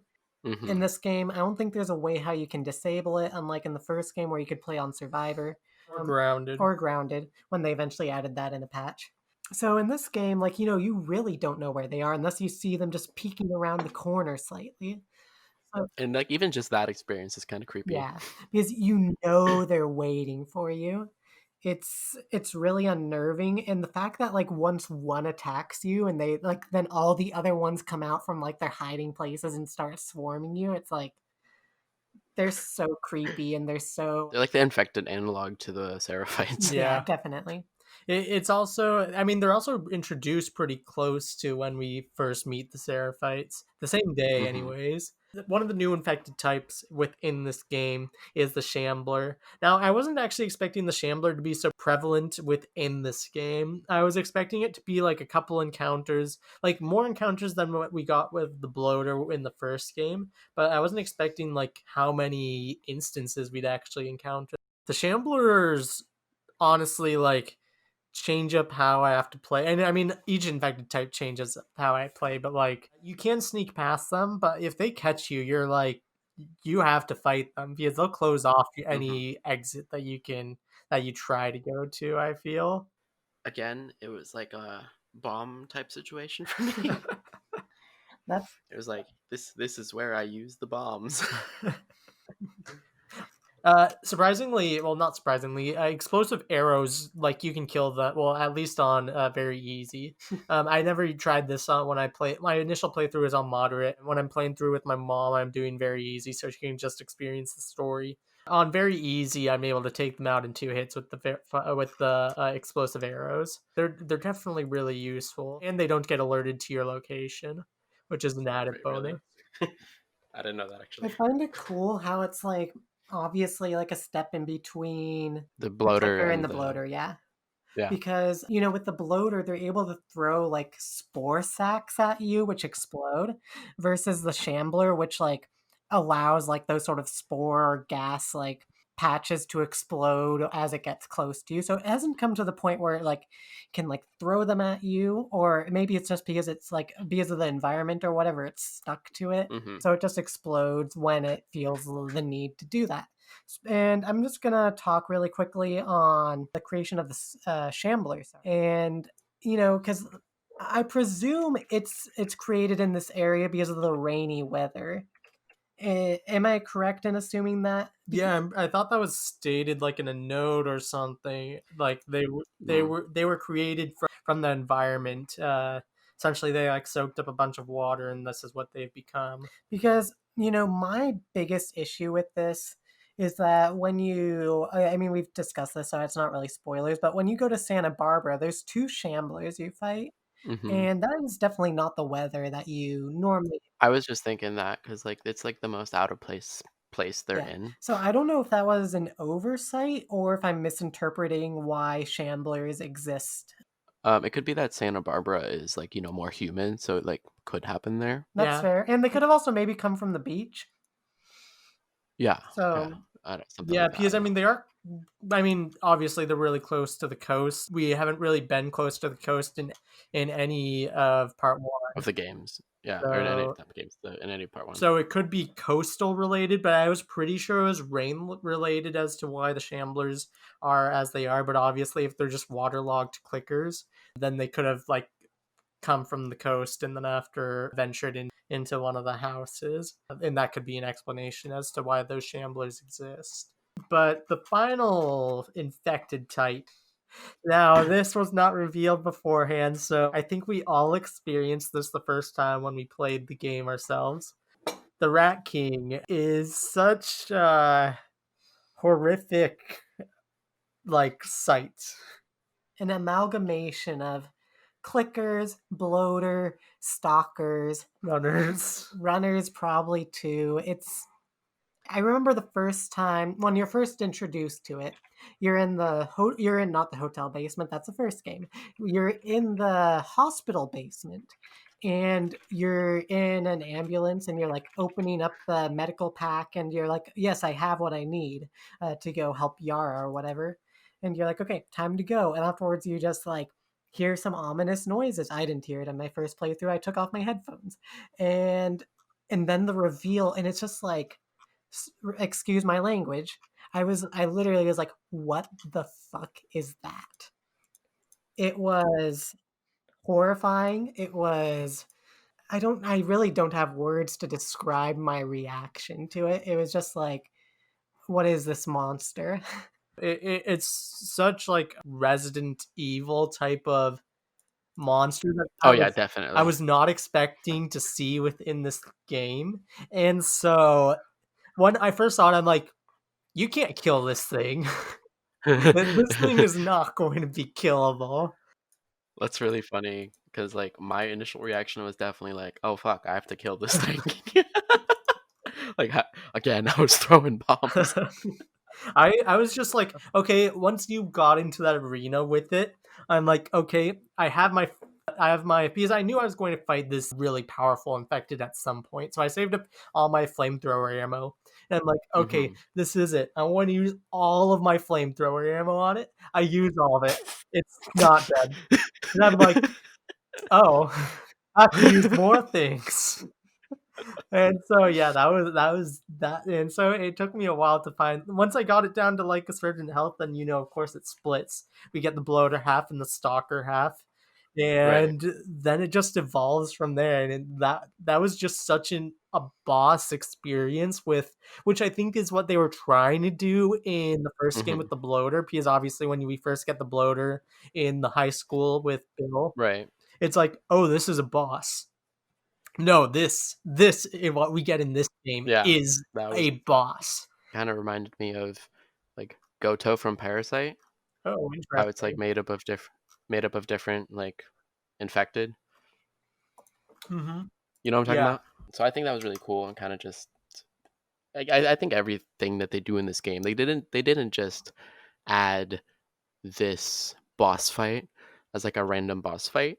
This was the ground zero for Seattle before they even knew what the infected were. This is the place that they brought those infected Mhm. people to, and then this is the place that those specific infected have been since outbreak day. And that's the only reason that the Rat King became, Yeah. because it was like undisturbed For that whole yeah, for time. So I 20 think it's just like, greater world building. Like every decision they make really is part of like their world building. So I Mhm. think it's like really good game making on like the part of Naughty Dog. Yeah. Yeah. I feel like it'd be an injustice to not mention the second half of that quote unquote boss fight when you're walking through the vent and then the stalker half jumps you. And Hmm. that definitely feels far more scrappy than the first part of the Hmm. fight with the Rat King. And Because it's definitely not a boss fight at that point. You're just fighting a stalker. yes, but it's very, very strong and very durable. And I love Right. Right. True. how it does also take qualities from the bloater, where it Mm. uses the spore bombs as like cover to like run and hide. So like Hmm. sometimes it would throw it down after I literally wouldn't know where it went. Right. Right. So that was a really cool experience. Yeah, and like it was just like a multi-layered boss fight, which we don't like. You would never really think like, oh, it's Last of Us. I'm going to have a boss fight. So it was just a really neat experience within this game, and obviously it's the only one we get in this game on that level because it wouldn't make sense narratively to have another instance where you fight the Rat King. I also feel like it Hmm. would take away from that moment if you had multiple times where you had to fight something like that. So I'm glad they limited Right. it to one at one time. I think maybe hopefully if they ever do introduce more Rat Kings, that it wouldn't be the exact same thing. Like they would all be unique. Yeah. Yep, he is obviously, we now know that environments affect how they mutate and evolve. So I'd be really curious to see how, if there's more games, how that would evolve. Hmm. But now that we've talked about the infected, we've talked about a lot of things, but I think it's now time to get into the characters of the game. And I think the best character to actually start this off is one of the main protagonists of the first game, Joel, and how he sort of passes on the torch to Ellie as the main protagonist of this game. Obviously, Abby is also a main protagonist of this game. And unlike what some people say, Joel is actually playable in this game. You get to ride a horse as him, and you also get to play a guitar as him. So, yeah, so you do get to play as him. Joel in this game obviously dies very early on, but I feel as though his character is done exceptionally well, considering all the flashbacks we get of him with Ellie, developing that relationship constantly throughout the game. And so while you suffer the ramifications of his actions from part 1, and honestly the whole time between from the start of this outbreak to now, I feel as though Joel, while he is the catalyst for this story, he had so much character development within the very few moments that we actually got of him in Jackson. So, with Joel's journey in this game, it's really interesting because one of my fears after he was killed, I was very scared that we didn't get any single moment between Joel and like adult Ellie. Because as much as I agreed with the decision that that was probably what was best for the game, and it made sense with how the story was evolving and stuff, I was like, oh no, we aren't going to get any development with this. It felt almost like it was robbed. But as the story develops, especially with the flashbacks, we definitely see Joel trying to lead a normal life, which is something he hasn't done for 25 years. That's a big step, or 20 years, I guess, at that point. That's a big step for his character. He's trying to lead a normal life. He's trying to be a dad again. We see how he treats Ellie and how he sets up all this stuff for her birthday. And it's heartwarming. I remember just crying because of how much he cared about Ellie and how much he did for Ellie on that day. So that is astounding. But then afterwards, you do start to see how he wants to back off on whenever Ellie questions him. He doesn't want to face the reality of it. He doesn't want to tell Ellie the truth because he knows it's gonna drive a wedge between them, and he so desperately wants to lead a normal life, to have a second chance at a daughter again. So seeing his fight for that, and then afterwards his final understanding of Ellie's boundaries, and eventually so close to redemption. And this whole story is about redemption and cycles of violence. He was so close to having that forgiveness given. We hear Ellie talk about to Dina about how they're going to have a movie night. And at that point in time, it is not evident that they aren't as close. But once you've beaten the game and go back to that part, it is very clear this is the first thing Ellie and Joel are going to be doing in years.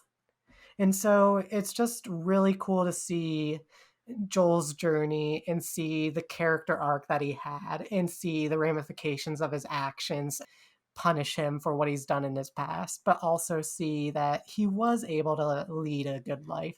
He was able to regain his humanity. And I think his journey is so important in this story, and it's sort of a shame that a lot of people write it off. What I think a lot of people maybe don't realize too is that with him for himself having Ellie try to take that step to forgive him, I think that actually completes Joel's story. Like his story would be tragic if that didn't happen and then he died, right? Yeah. Just on his side, that would be tragic. Obviously that would be tragic for Ellie too, but just for Joel, I think his arc was completed by that one final act. That progression kind of made him like probably die more peacefully than he would have, because like obviously when he gets caught by Abby and them, and they shoot him in his leg, and then they're about to kill him. He's like, just do what you're gonna do. That kind of like, for me, a little bit says that maybe he's like accepted what he's done in the past, and like, hey, this is what he's gonna get for it. Yeah. Mm-hmm. It's funny that you actually mentioned that final flashback between Joel and Ellie really cementing his place, that he's like, okay, I'm at a good place now, because you know they really try to pull a trick on us where we see the night of the dance, and we see Joel try to defend Ellie from Seth's bigoted comments. Ellie You just did. lashes out at Joel because she's like, I can protect myself. I don't need you. And then you see the hurt in Joel's face. And, like, that's probably some of the most words they've heard in the past 2 years between one another. And, like, they really make you think those are the last words, and that he ended on such a tragic note. And so he really didn't end on such a tragic note because, as you were saying, there was starting to be forgiveness given. Their relationship was going to mend, and that really, like, I feel, as you said, completes Joel's story arc. It was also when Ellie enters the room with, Abby's crew, and she's beating Joel. When she's pinned down to the ground, Joel gives Ellie this look, as if it's almost as if he's saying, it's going to be okay. Almost, he's not caring about himself in that moment. His whole focus is on Ellie and being like, I've got you. And in that moment, I feel as though Joel knows that he might be gone, but he but he knows that he can die happy because he knows that they at least have made progress towards mending that relationship. In terms of, conflict, in terms of people thinking it's out of character for some of the actions Joel made in this game, it's not. People have said that Joel would never give his name to a stranger. I mean, first of all, Tommy gave his name to Abby, but secondly, like, if you go back to the first game, when Joel and Ellie encounter Sam and Henry, not only do they willingly give up their names, because Ellie says Joel, and then after, so they pick up that his name is Joel, and after Ellie gives her name as Ellie, they end up following Sam and Henry. So it's not out of the realm of possibility that they would try. And then and they're saying, yeah, we can lead you to our group. And then after, Joel says, lead the way. So they willingly follow them when Joel is supposedly a hardened killer back in the day. So why is it so unbelievable that he would, like, go follow this girl that he saved from a horde of infected that said, we have a safe location to hide out from these infected, when they have nowhere else to turn to? Yeah, what was his other choice? Like, stay there and die? Like, And also, not only that, but, like, as you were saying, back then, with Henry and Sam, he was a hardened killer. He was just living to survive. Now he's been living in Jackson. He's been trying to lead a normal life. He's definitely, in more ways than one, letting down his guard more. Obviously, if, like, he senses a threat, he's gonna, like, probably put up his defenses. But, like, this group, there was really no reason for him not to trust them. Because, like, they just accepted them in. He just fought with this girl who they just saved. Like, there's, like, because of that factor, there's really no reason why at that moment, he shouldn't trust them. Yeah, I mean, like, just like in the off chance that maybe they, like Joel and Tommy, gave fake names to Abby's group, like Abby's group would have been totally, like, what's it called, welcoming to them, right? Like, I don't think they would have killed them or anything. yeah. But like, obviously, their whole mission was to find Joel. So, I mean, like, you know, also, like, how are they supposed to know, like, oh yeah, there's people gonna be coming hunting for you? It's been 5 years. What? Like, I mean, like, do they just? It's never been set up that they ever, like, give fake names. Like, people share names in real life. Like, I feel as though it's a bit unrealistic to expect them to have this whole system in place just in case if a group like Abby come in and, like, are specifically targeting Joel. Like, I think any of that, like, analysis literally is just trying to be angry at the fact that Joel dies. yeah, I mean, that's how I'm taking it. It just doesn't make sense in my mind why people jump to those conclusions. But Yeah, as you were saying, I think it's just people rationalizing something that they don't agree with in terms of story direction. Um, but I think it makes sense. And also the way how he's killed. I mean, this is a brutal world. I know people wanted him to go out like a hero, but like it wouldn't make sense for the world of The Last of Us. If it was Uncharted, sure. It's not Uncharted though. It's The Last of Us. So it is what it is. Let's get to the other main character, the first game, and the main protagonist of this game, Ellie. When I was going into this game, I'm like, whatever Ellie does, I am going to follow it. And in this game, Ellie made a lot of choices that I'm like, I don't, I think you're going too far. And I don't agree with your decisions. And there were audible times where I'm like, please don't do this, Ellie. This is the power of storytelling in this medium because you're in control. But But not really, yeah, right? it's Naughty Dog's narrative. If this were a Telltale game, of course you'd be able to make choices for Ellie, and then after, do you want to hit Nora or do you want to like help her out of the spore section? But of course that would change the narrative drastically.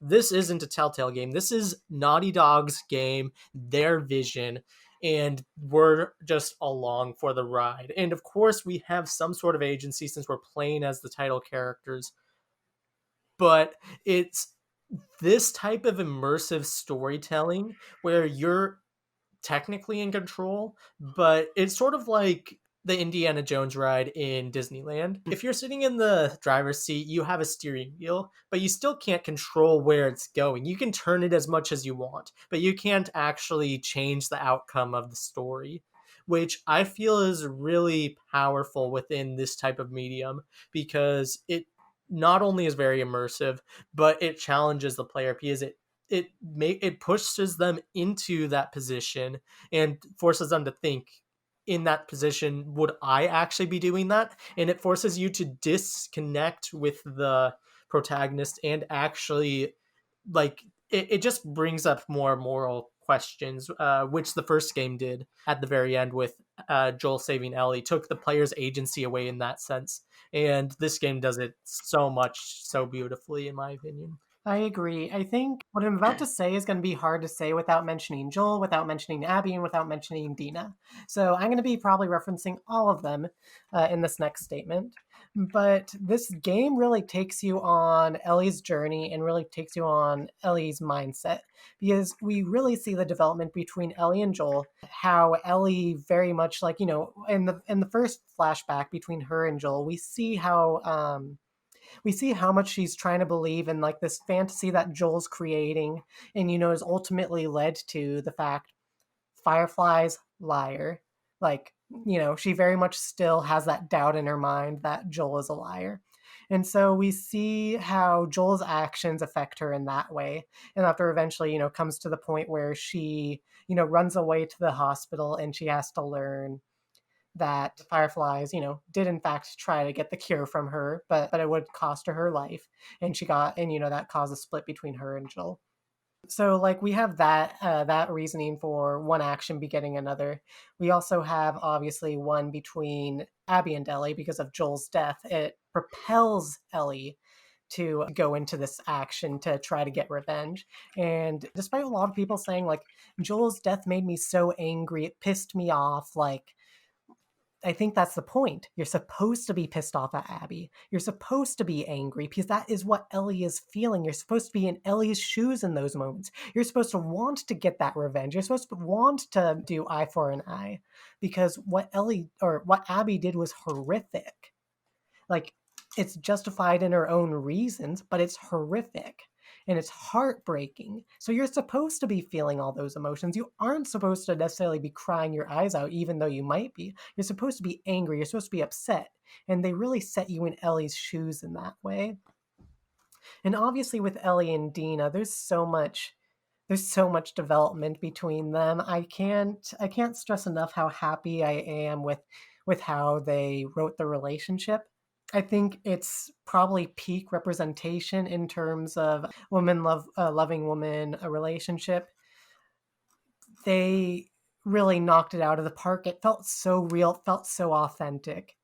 And, it came with hardships. It came with really high highs. It was really fantastically written, and I cannot imagine the story without Ellie having that pull to the light, to wanting good future, but at the same time, that pull Right. to the dark. Was that a pun, by the way? The really high Yes, it highs? was. Okay, good. One thing I wanted to mention about that is like, not about that, sorry, about Ellie and Dina is like, Dina's just as equally a badass Yes. as Ellie. Maybe even more Like so. yeah, maybe even more. Like, what's it called? Like, she saves Ellie in multiple moments throughout the narrative, and throughout their conversations, like you hear about how she is like a really hard ass. Like, she's very like strong and independent and like can hold her own. So she's not just like tagging along with Ellie because she's like, she loves Ellie and like she wants to help her, but like because she is a strong, capable person, she can be someone who like helps Ellie. And even when she, is finds out that she's pregnant and she is unable to really continue to fight, like she still is in this like not sidelines. She's still back at the theater, like tracking Abby and the WLF. So she's not at any point ever like this like useless like character. She's a very smart and capable person, and we really get that sense in this game. Speaking on Dina for a bit, as you were saying, how strong and capable she is, even in how ill, I suppose we could say she is, we see her fight for Ellie's life after Abby has beaten her, uh, with all she's got. And while she doesn't do too much to Abby, it just shows her dedication and love for Ellie to even put herself into this position where she's basically sacrificing herself to try to save the person that she loves, because obviously at this point Jesse has been killed, Tommy has been shot in the head, and so all that's left for Dina now is Ellie. I mean, we'll definitely get into this when we discuss the story aspects of probably the epilogue, but we really see how far Dina's love for Ellie goes, and it's so heartwarming and it's so authentic, and the characters just feel so natural together. They're so well written and so well performed. I mean, I can go on and on about those two, but yeah, Dina is such a fighter and she's so caring. And like you said, she's such a badass. She's great all around. I'll just leave it at that. I don't think there's like a single like character like in this game that was really like either unrealistic or like one dimensional. There's also that her relationship with Jesse, and how that dynamic between Ellie, Jesse, and Dina work is so intriguing, because it did not play out at all as to how I thought it'd be. I thought it'd be just like, that cliche, like, oh, here's this love triangle of this person that used to be in a relationship with this other person but is now dating this person, and now here's the baby, and like she's pregnant, and now there's going to be even more conflict of interest between the three of them. Right. It wasn't cliche at any point, right? Yeah, just like Jesse, and I guess we'll get into a bit of Jesse's character here. Jesse was just such a refreshing character. Like, I wasn't expecting like how cool and on board and calm he would be, but also be really funny. Like he honestly, like the first instance that we meet him, he says like he doesn't care that Ellie kisses Dina, and he means it. We never see an instance within this game where he ever gets jealous of Ellie, where I mean he makes fun of Ellie, but like we never see any instance where like there's drama between them because of the relationship. The only instance I could think of is when Jesse asks why Dina hasn't told him about her pregnancy yet, and Ellie isn't able to answer because then they get interrupted by wolves. But they're just such, like, that dynamic is just so refreshing, because I was honestly expecting a love triangle once, like, the pregnancy and Jesse showed up. And so like it was just so refreshing to have just like a good, like, fun dynamic between the three of them. I think like if you think about it a lot in context, like especially if you like read that if you read the logs at the very beginning of the game, of like which people were doing the patrols. There's only like a handful, right? Yeah. There's less than a dozen people who do Yeah. it. And so like they're like really good friends. These are like coworkers. They see each other like every day, right? Mhm. So like you really get the sense that Jesse and Ellie, like just that relationship between the two of them, they're really good friends because probably, this is probably Jesse was hurting when he heard those things, but like he was just being a really good friend to Ellie. Realistically Mhm. speaking, like he would have been in his feels about it, but Yeah.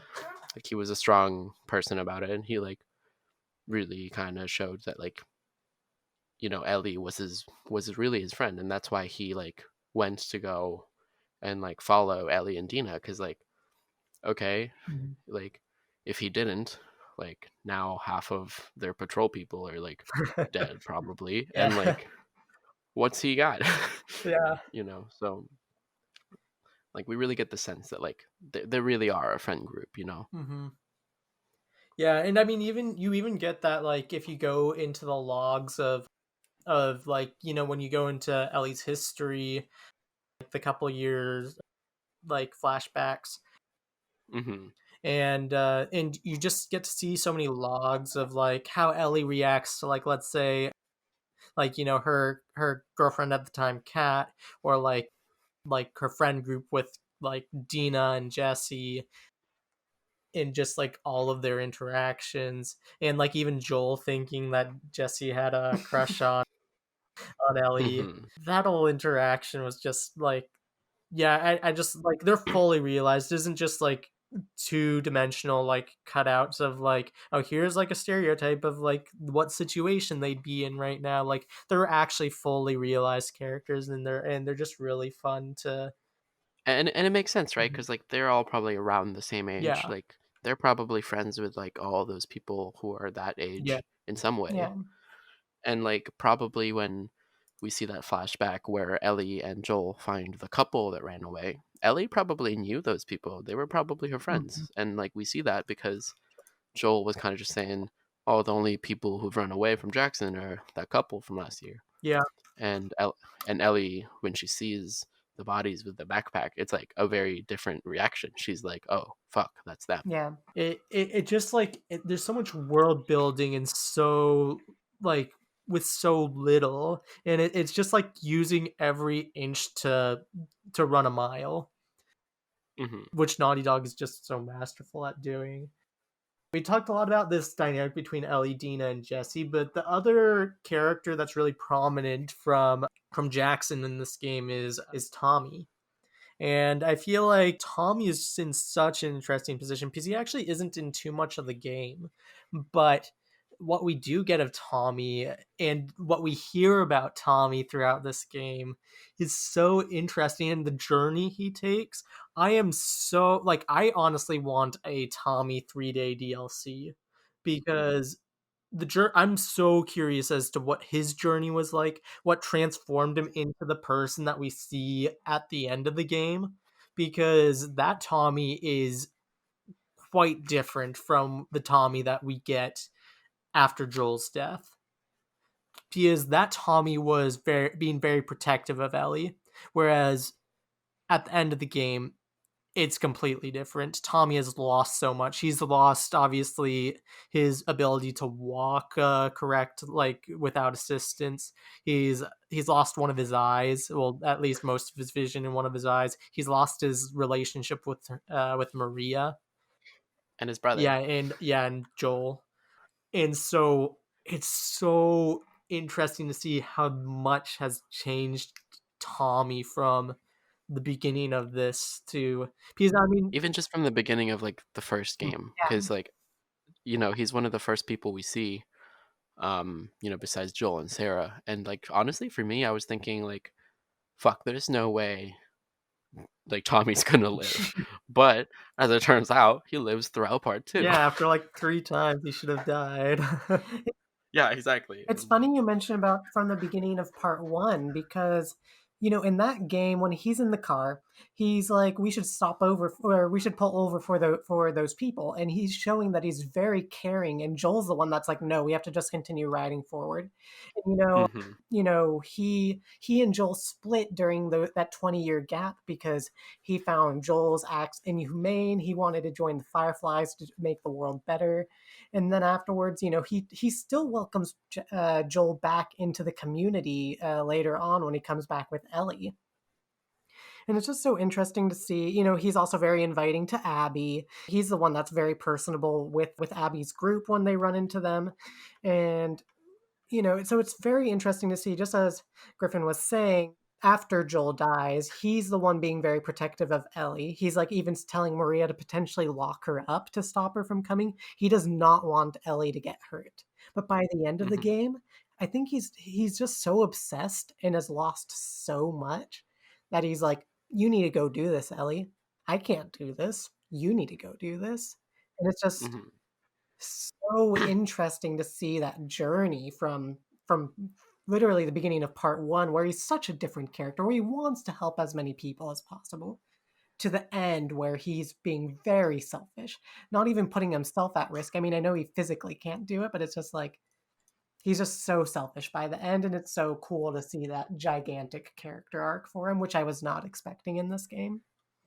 It's kind of like polar opposite of Joel's character arc, like Joel gets that kind of resolution at the end, and Tommy realistically doesn't, because as we know, Ellie doesn't kill Abby. Yeah. Like what's Ellie, if like we obviously don't know where Ellie's going, but if she does go back to Jackson, what's she gonna tell Tommy, right? And hopefully maybe he gets like resolution there too, like, hey, why keep perpetuating senseless violence or whatever? We've got our like family and city to like take care of here, right? Like hopefully he gets back to that. We don't know. Yeah. I mean, quickly to touch on, I guess we'll touch on lighting later. We're going to sharply shift dynamics like how the game does, and talk about Abby and her group. So with Abby, that I honestly wasn't sure how I was going to feel about Abby, because obviously we play as her in the very beginning, but we don't see her again after she kills Joel until Jesse dies. We see her, and then we switch to her perspective for my game. It was about 8 hours of the gameplay time, and so it's about like I think like 35 to 40% of the game.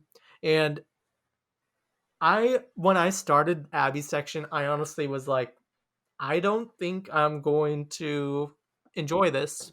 Like it was at that moment I'm like, I don't know about this game. And I am honestly surprised I was like that, like looking back at it.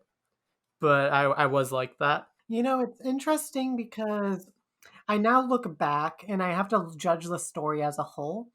And definitely see a lot of people still really hate Abby. And I can understand, because what she did to Joel was horrific. And the fact that like Naughty Dog had, she's a real person. You need to feel for her, was a really bold move, in my opinion, especially after what we see, what she does to Joel, and how much we're supposed to hate her. You're not supposed to like her at that point, and I see a lot of people say that. No, you're supposed to hate her. You're supposed to be in Ellie's shoes and want to see her end. So it's just really interesting to see that develop. As I say, Ellie and Abby are two sides of the same coin. They're just on Mm-hmm. different parts of their journey, because we very much catch Abby at the beginning of the game. We very much catch her at the end of her revenge journey, where she accomplishes her revenge. But unlike Ellie, where the entire game is that journey, with Abby, we really see how she pushes everyone away. Even in the 4 years, she lost her relationship with Owen because she was so fixated on trying to track Joel and trying to train to build herself up to go after Joel.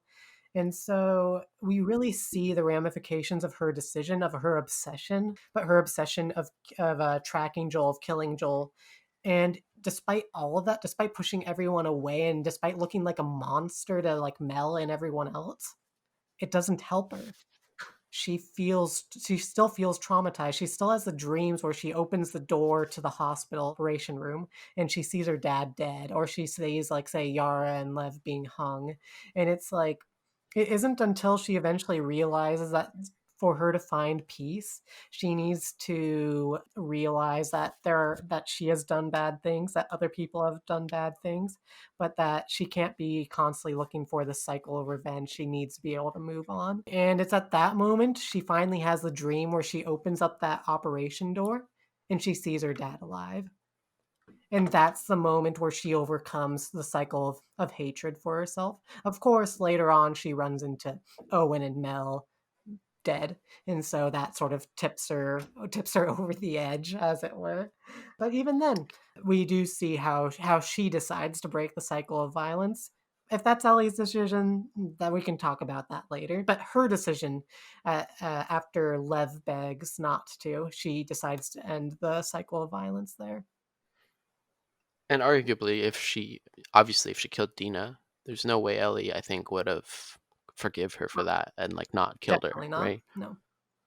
And I think the biggest turning point in Abby's story arc is when she just like she makes the switch from having something to hunt to having people to protect. Yes. And so it kind of mirrors Joel's journey, even where he's just kind of a survivor, and he and Tess are just trying to get through the world and not die. He finds Ellie, and then he finally has something to protect, right? And like I think that kind of journey is mirrored in Abby's journey as well. There's also just so many like mirrors between a lot of the characters. And Kindred, you said two sides of the same coin, and that is so interesting because Abby's collectible in this game is Oh yeah, they're the coins. coins. And so it really is duality. It's the same thing with Ellie's cards. She picks up cards, but they have two sides. It's just so, and I mean, I don't know if that was intentional. Maybe I'm just looking too much into it, but it's just so interesting. There's also like so many mirrors in terms of like scenes that we see in this game. One instance is at the very end of two instances at the very end of the game where we have in that second last altercation between Abby and Ellie in the theater when Dina comes in to try to save Ellie. Abby's ready to slice Dina's throat open, and we have a very similar scenario with Ellie ready to slice Lev's throat open if Abby won't fight. Um, and one was to end the revenge cycle from Lev's end, Lev begging Abby to say it's over, whereas Ellie wanted to perpetuate it.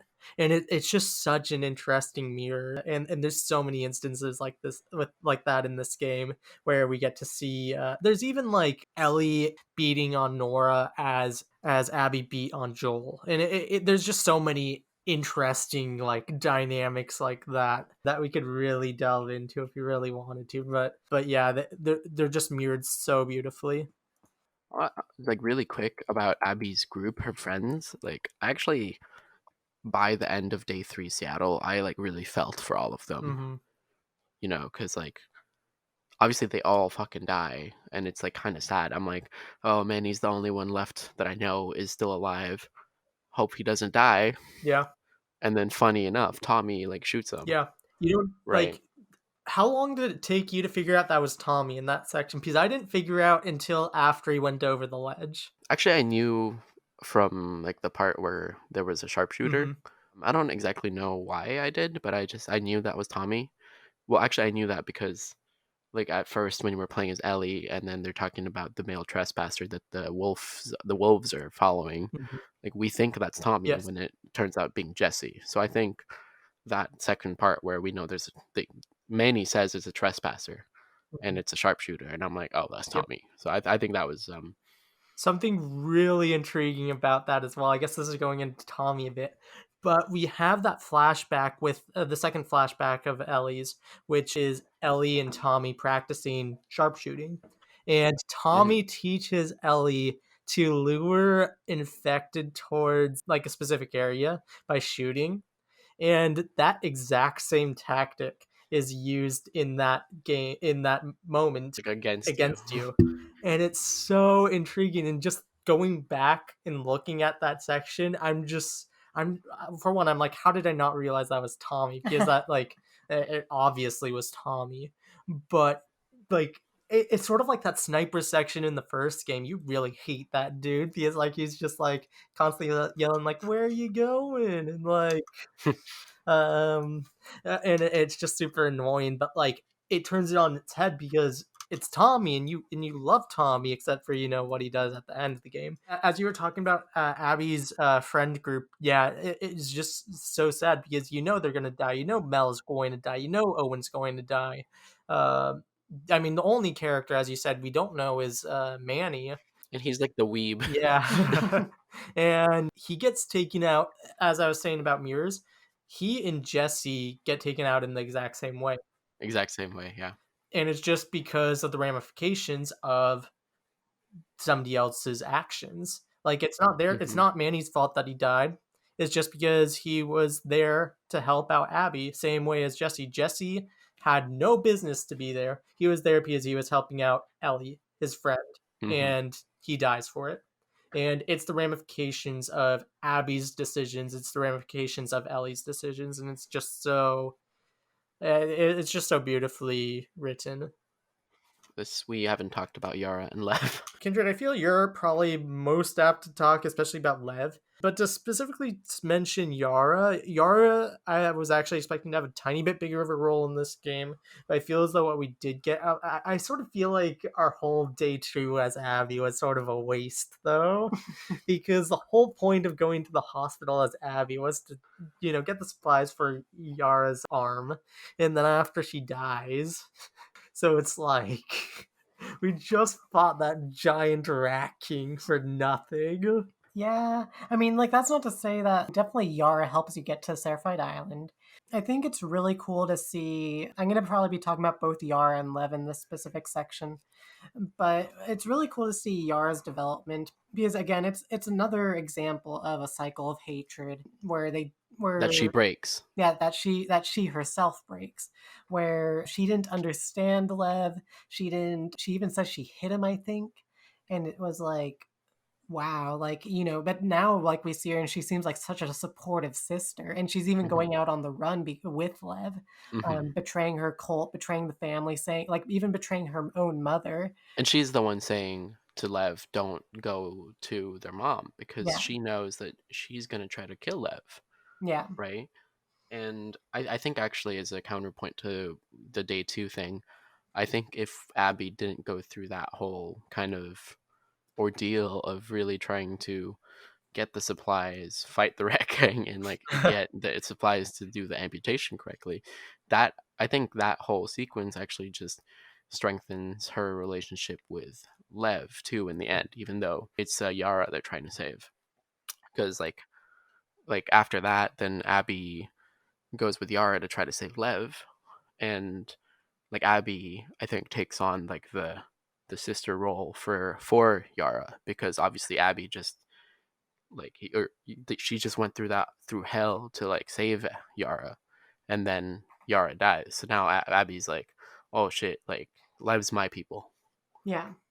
Mm-hmm. I strongly agree with that assessment because I can feel from a player standpoint it can be frustrating. It's like, no, I just spent all this time trying to like do this for Yara, and after it's just like all wasted. But I definitely feel like the development Abby, even Yara and Lev all got, and like how it influenced the story and their characters, I definitely think it was warranted and needed. No, I definitely, I just meant in terms of like a plot, like Yeah, I know. a narrative structure. Yeah, but I definitely agree in terms of character and strengthening the bond between Lev and Abby and cementing Abby.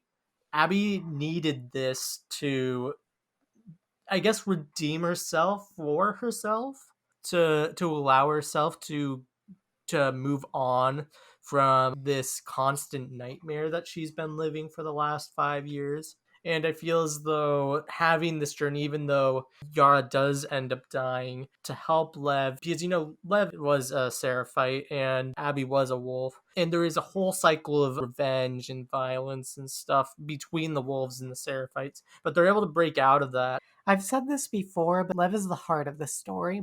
Lev is a parallel to Ellie in part one, where he has an innocence to him. It's very much a coming of age story for him. He starts off, I don't want to say naive, well, definitely naive in terms of his mom, but he's very much still finding himself in this world. He's only ever known as this world and this cult. So to see him break away from that and see him grow with Abby and become his own independent person, even independent from his own mom, it's very strengthening to see. I do want to touch on the fact that I have seen arguments, and I can understand this from a certain perspective, that the narrative choice to display Lev's story as the fact that he's trans, that's a big reason why the cult are angry at him and why they ostracized him and why they're hunting him down, can be seen as problematic, because it really reinforces that the only stories that we really see of trans people are of trans pain, quote unquote. And I can see it from that sort of aspect, but Ian, his actor, actually really wanted this sort of story to be told about Lev, because he very much identified with that sort of story, being raised in a religious background and not necessarily having the most accepting people around him. I definitely understand the complaints that trans pain is something that we usually only see in media when discussing trans characters. But on the other hand, I don't necessarily think it's stories that we should shy away from, Because because I think if you do, then that's kind of erasure, isn't it? I that's exactly what I think. It's erasure. I definitely think there should be other stories that definitely don't touch on that subject, because I definitely think we should just have happy stories with that just feature trans characters, and I think that'd be great and awesome. And maybe they experience their own struggles that aren't related to being trans, and that'd be amazing. But I don't think necessarily every story has to be like that. It's just unfortunate that there aren't as many stories with trans characters. And I think, having this sort of story in a AAA game is such a big movement. And Lev was handled extremely well. It made me furious when I saw that he was dead named. And I definitely think it was handled as best as it could have been, given the context of the way they directed that specific story. And again, Lev is just the heart of the story, and really the strongest parts about Lev is the fact that it's a coming of age story from him, that he's gaining his independence, and he's the one that's really the one to break the cycle of violence for Abby, the cycle of hatred. I think that's really funny. Not funny, but I think it's a really interesting choice of naming for Lev, because Lev sounds like love. And so if Lev is the one breaking the cycle of hatred because his name is Love, it's just that's a funny little thing that I just thought of. And I did quickly just want to bring up Pio and I aren't trans, so we can't exactly speak in terms of how the representation affects people who are trans, because we honestly don't have any say in that conversation since we aren't. But I will say that I am really happy that we are at the point where we can have open representation within our media like this, and I feel as though Lev was used as such a pivotal piece of the story. This story could not have worked without Lev. You could No. argue it could work without Yara. You could argue it could work without some of Abby's crew like Jordan. You could argue Who's maybe Jordan? exactly. You could maybe argue. I can't really argue about Jesse. Jesse is pretty integral, but you could make the story work without Jesse. Lev is just such an integral, important piece of this story, and I'm so happy that they made a character who is trans such a piece of the story. And it's not specifically because he's trans that he's so integral. It's because of his influence over Abby and ultimately over how it affects Ellie's decision at the end of the game. Because I wouldn't say it's only because of Abby that Ellie saves her. It's because Lev is also a person living in the moment, and And if he kills Abby, then Lev's alone. And that just continues that cycle. And I mean, I don't think Lev is that vengeful, but we don't know. And Ellie sure doesn't know. Ellie only has had one instance of interacting with Lev that was conscious. But like at the same time, like Ellie probably knows that Lev is the one who convinced Abby not to kill Dina, you know? Yeah. And And know that there is still some form of innocence within this world. And Lev is just like in you can even see that with Lev's relationship with his mother, because even though Yara knows that his mother's a lost that their mother is a lost cause, but Lev is willing to try to forgive her for whatever she has done to him by going back trying to save her, and ultimately Lev has to kill his mother, but he's willing to do whatever it takes because of his love, of his compassion. And it's just such a bright moment within this game that is filled with a lot of dark tones and themes. Talking about the story of this game, well, first off, I think Kindred, you had the shortest run time, and PO, you had the longest out of us. I had it roughly around, I think it was like 20 hours and 53 minutes. okay. Yeah, my playthrough was 22 hours and 53 minutes, and I don't think I was necessarily like milking the game or rushing it either. So, Yeah, I felt like I think mine was around 17 hours. So definitely like on the short side comparatively to probably a lot of people's playthrough. But at a certain point, I was like, okay, I need to see what's next. I need to see what's next. It's it's interesting seeing the structure of this game because it definitely feels a lot more like Left Behind than the first game, because the first game was very chronological. This game definitely breaks it up. You start in Jackson. Well, actually, you do start in Jackson, but you start pretty much off the heels of the first game. And it's interesting to see how they ordered the flashbacks, because the flashbacks throughout the game are actually in order. You start mm-hmm. from when they first arrive in Jackson, pretty much. Then you go to a little bit after that for Ellie's probably 15th or 16th birthday. I don't know which one it would be. Where they go 16th, because it was 3 years ago. Okay. Where they go to the Dinosaur and Space Museum, which was so heartwarming. And so they do those flashbacks in chronological order leading up to the one where she's at the St. Mary's Hospital. Abby is, if I recall correctly, in the same sort of vein where that structure for her flashbacks is where she starts off with her dad and afterwards it goes with Owen, and like we see the progression of her and Owen's relationship and the progression of her sort of fall into obsession about Joel. It's interesting that they did do a lot of this out of chronological order, but despite that, everything else is still in chronological order looking at the specific flashbacks, which I think really adds to the, I guess, drama of the story. This is going to get sort of into the weeds of the late game, but we actually see the party and we see Ellie and Joel's final words, and they really make you think those are the final words they share. And that hits so hard, and all the flashbacks hit so much harder because we know Joel dies. We saw Joel die, but we see the journey that Ellie and Joel go through, and we see the fracturing of their relationship. The second last flashback ends with Ellie and Joel at the dance, and Ellie's like, I don't need you to protect me. I don't need you to do this for me.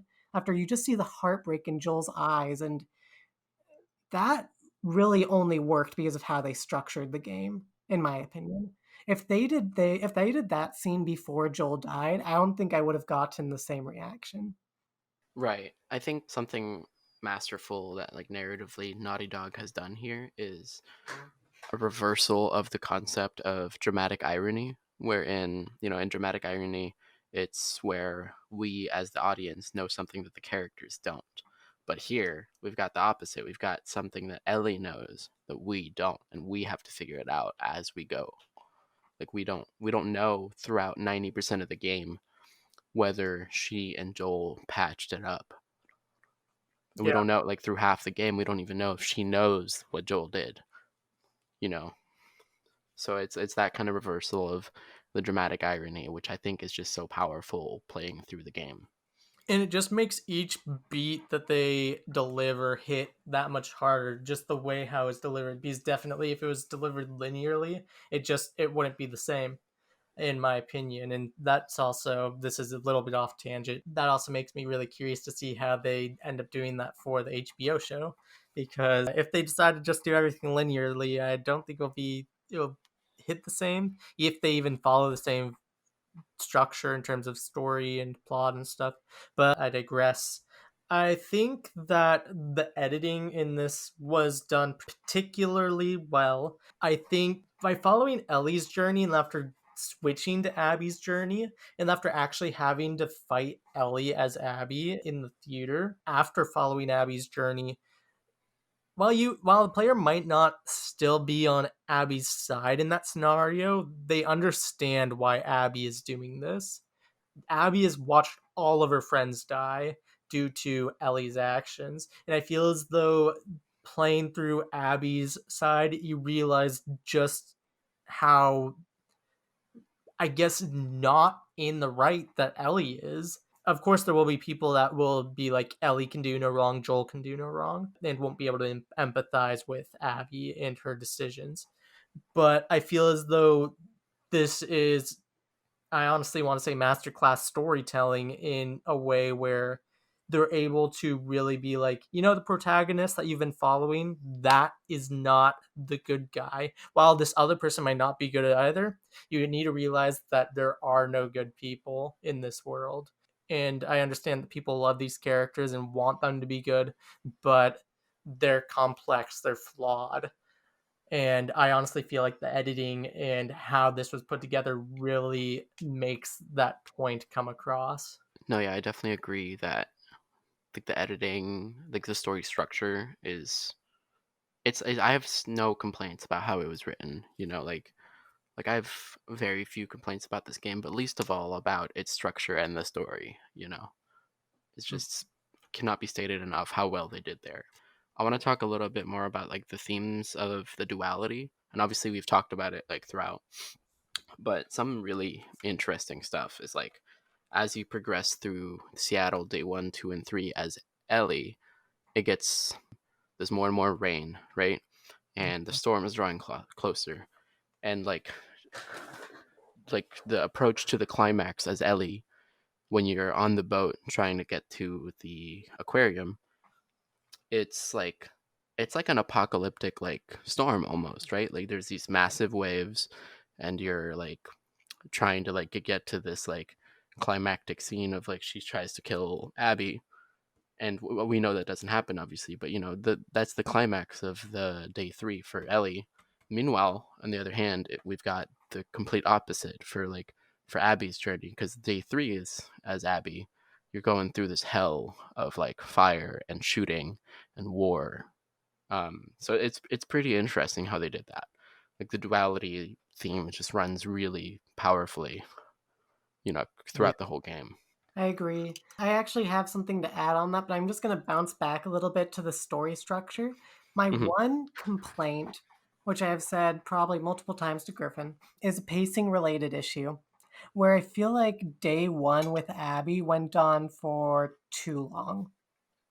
I feel like they could have probably taken out an encounter or two. There's just so much that happens in that single day. It definitely, I definitely understand that they want to establish Abby's world. They want to establish how life is with the WLF, but it just feels so long. It's so long, and I feel like they should have, especially because we're supposed to hate Abby at that point. It just feels like a slog. It just felt like a slog to get through. That's my one complaint about story structure and pacing. I wish that day 1 of Abby was a bit shorter. Do you know specifically which like maybe certain instance you would have taken out? If I had to limit it to one, after Abby leaves Yara and Lev in that like fright yard or whatever it's called, she's heading back to the aquarium, and after she has to climb a boat, there's Oh, like, through the ship where you find the crossbow. yeah, there's like infected on it. Like I don't really feel like that adds much narratively.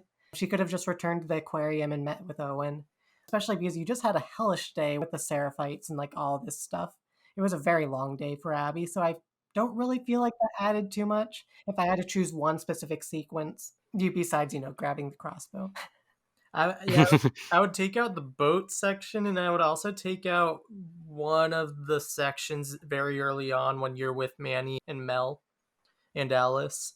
Just like either one of the Seraphite encounters, just something within that section, because it just does go on a bit too long, and I feel as though at that point you're sort of a, like there's sort of like this friction with you playing as Abby. It's like I literally just got to this worst cliffhanger moment with Ellie's Day, and it's also switching to the person that killed Joel, and it's just like, do I actually like this? And day one just goes on a bit too long. So yeah, I would take out something from that beginning and actually set off onto the journey where she starts going after Owen. I'd probably take out the boat section as well, although I'd like the boat design. Maybe add it into a different day because the other days are much shorter. Heading back to themes of the game, it's interesting to see how, specifically with Joel, Ellie, and Abby, their push and pull with their certain obsessions and their dedicated losses that they get from that. Like if we look at Joel, I'm going to reference part one because again, this is a two-part story. We see Joel lose Sarah, and from that point on, he is obsessed with surviving. That is his only goal. He pushes away Tommy. He supposedly had a relationship with Tess. We don't know their exact history, but he basically loses that too. He really doesn't have much of a life besides being a smuggler. And it isn't until he finds Ellie that he sort of starts to find that redemption in him, where he's finally not pushing everything away, despite the fact that he almost did push Ellie away. He doesn't do it fully. You see that mirrored with Abby, where she, pushes everyone away in the search of revenge. She's so obsessed with finding Joel. She loses her relationship with Owen. She could have been the one having a child with Owen instead of Mel, but she pushed him away because she was so obsessed with her journey of revenge that like Owen's like, okay, I can't have a life with you. I'm going to go be with Mel, I guess. We see that with how everybody else views her as basically a monster, besides Manny sees her as a monster after that event. She loses all of her friends because of her search for revenge because Ellie goes after her. And so we see Abby's journey through that. And then, it's obviously reflected with Ellie because her obsession loses her Jesse. It loses her basically probably any future relationship with Tommy because Tommy will probably not be very happy that she didn't go through with the revenge. But it also loses her relationship ultimately with Dina and baby JJ. It doesn't matter that Ellie didn't accomplish the revenge in the end because it was her obsession with the revenge and her refusing to let go of it that pushed Dina away. It's kind of like being a drug addict, right? It's like they're just more than like obsessed or like they're like full on like addicted, as as a medical disorder almost, like addicted to that obsession. Yeah. And so it's really interesting to see that all three of these characters, and really most of the characters in the game, but specifically these characters, are just are on the exact same story arc, but just at different points. And you can really like see, okay, this is where this character is and this is where this character is. And so it's just cool to see that at the end, Ellie, obviously she forces Abby to fight her. But you see that moment click for her where she finally doesn't see Joel as a bloodied mess and she finally sees Joel on the porch. And in that split second, she lets go of Abby and she finally realizes this isn't what's going to help me. Revenge isn't what I should go after. And despite the fact that she lost everything because of her obsession, because of her addiction. She also did lose her connection to Joel, her ability to play the guitar, which I don't know Mm-hmm. if you mentioned, but I didn't, but that's another great point. She did lose her connection with Joel through music. And despite that, she ends up regaining some of her humanity. And so it's interesting because I feel like, Joel was definitely on a redemption arc to try to regain his humanity. We see Abby mirroring that because she's trying to regain her humanity with Lev and maybe start a new life. But Ellie finally, at the last second, was able to find a moment where she's like, I can't do this. This isn't right. And she lets it go. And, that's also mirrored with the final shot of the game where she, lets go of the guitar and she's like, you know, putting to rest. She's moving on. Yeah, She's she's literally moving moving on. on. So it's just so cool to see all these parallels and all these cycles and see how all intertwined all these characters are, and just see how well thought out and how well written, because there's no way any of this was an accident. This was on purpose. And that's why I am baffled that people say that like this game has plot holes or it's badly written, because I'm like, this was I think done. it has like almost no plot holes. Yeah, it is done so particularly well that It don't. It's like you're reading a literary masterpiece. That's really how it feels to me. literally, like, you know, we've been talking for almost 3 hours now, and it's like I still feel like we haven't scratched We the could surface. go for another 7. You Yeah, know. Mhm. Yeah, like there's so many layers to this game, and I feel as though I mean, you two have really touched about the major themes of this game that really come to my mind. There's also just the theme of letting love in, and that is represented with characters like Dina and Lev. And obviously, it's paralleled between the relationships of Lev and Abby and Dina and Ellie, where Abby allows love in and Ellie rejects it. And I feel as though that is, and obviously, first game was about familial love, but this is also a different type of love that we get to see within this game. And it's also a major theme, which I feel a lot of people overlook. I think as an addition to that theme you're talking about, like accepting love, is I think there was always this very unspoken tension between Joel and Ellie's relationship, because obviously they went through that journey and all that stuff happened, but like it's literally never even mentioned except maybe by Jesse, who like thinks that like Joel is Ellie's dad. But like between the two of them, it's like never mentioned like what is that relationship. And I think at the very end, the reason she's able to move on is because she ends up accepting Joel's love as a father figure to her. And that's when she has that flashback on the porch. That's when she remembers that she wanted to forgive Joel. And that's when she lets go and moves on, because finally she's like accepted the fact that, like, oh, Joel was this father figure in my life and I need to kind of reconcile what our differences are, because, like, he's at the end of the day, he had her best intentions at heart, type thing. I do have to say that this really tries to rip off your rose tinted glasses, because Joel is not the hero. Ellie is not the hero. Abby is also not the hero. There's no heroes in the story. There's also really no villains. These are multifaceted characters. You could argue the Radlers are villains. The Radlers are sort of like, you know, they have slaves and whatever, so that's pretty bad.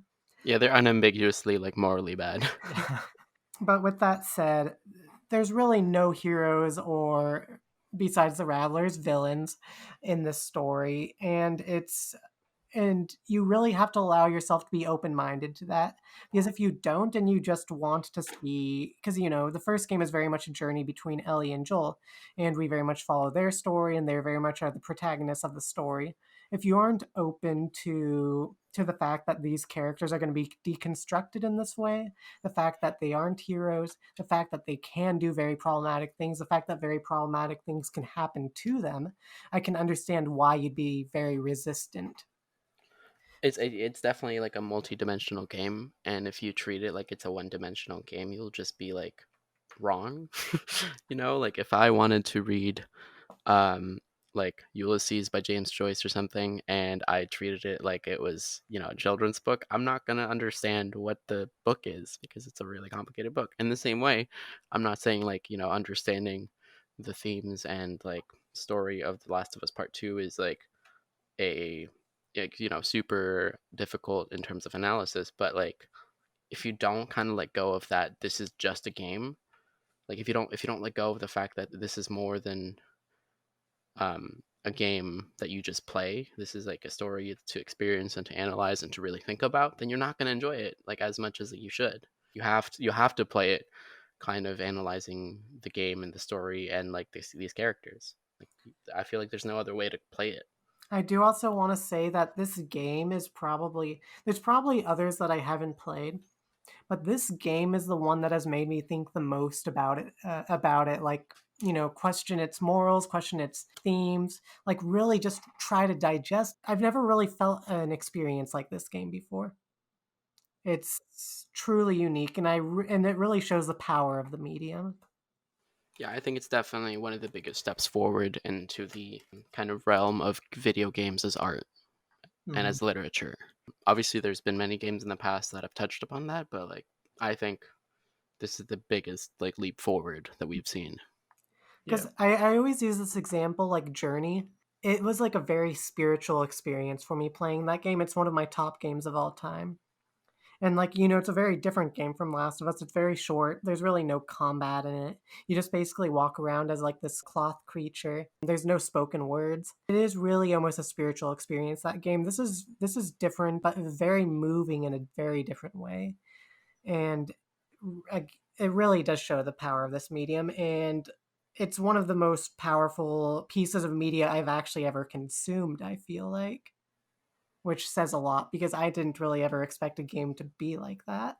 It's sort of like what Greg Miller has said about this game. He says it's like a video game combined with film, combined with a novel, all like mushed into one in terms of presentation. I feel as though this truly transcends video games, Pio, as you were saying, the discussion of whether video games are art, because I feel like the first Last of Us really brought that question up, and this is pushing that even further, being able to bring such a strong narrative, such themes up to light. And I feel as though this game truly just does, like, this is going to be the benchmark that other game studios are going to be looking at and be like, okay, how do we take this and push it further? Yeah, this is definitely like you said, a benchmark title, and like like a lot of people maybe don't think about the fact that video games and like film, right? The language of film and cinema, through cuts and different types of shots, etc. That's a medium that you can use within video games, but at the same time, you know, movies can only run for so long, but video games are more like novels. They take 20 plus hours to finish. It's, a more thorough experience. When you play a video game, you can expect to actually get as much detail in it as you would from reading a novel, and it's different tools. But I think in this day and age, like the tools and the language of video games has progressed enough to the point where we actually can create media like this, and it transcends almost any other media that we can maybe come up with in this day and age. I agree. And with that note, I need to ask everyone in this call, do you think this is game of the year? And if you think it's game of the year, would you classify it as game of the generation? Because I personally think it's game of the year so far. I haven't played Final Fantasy VII because I think that's probably next step logically.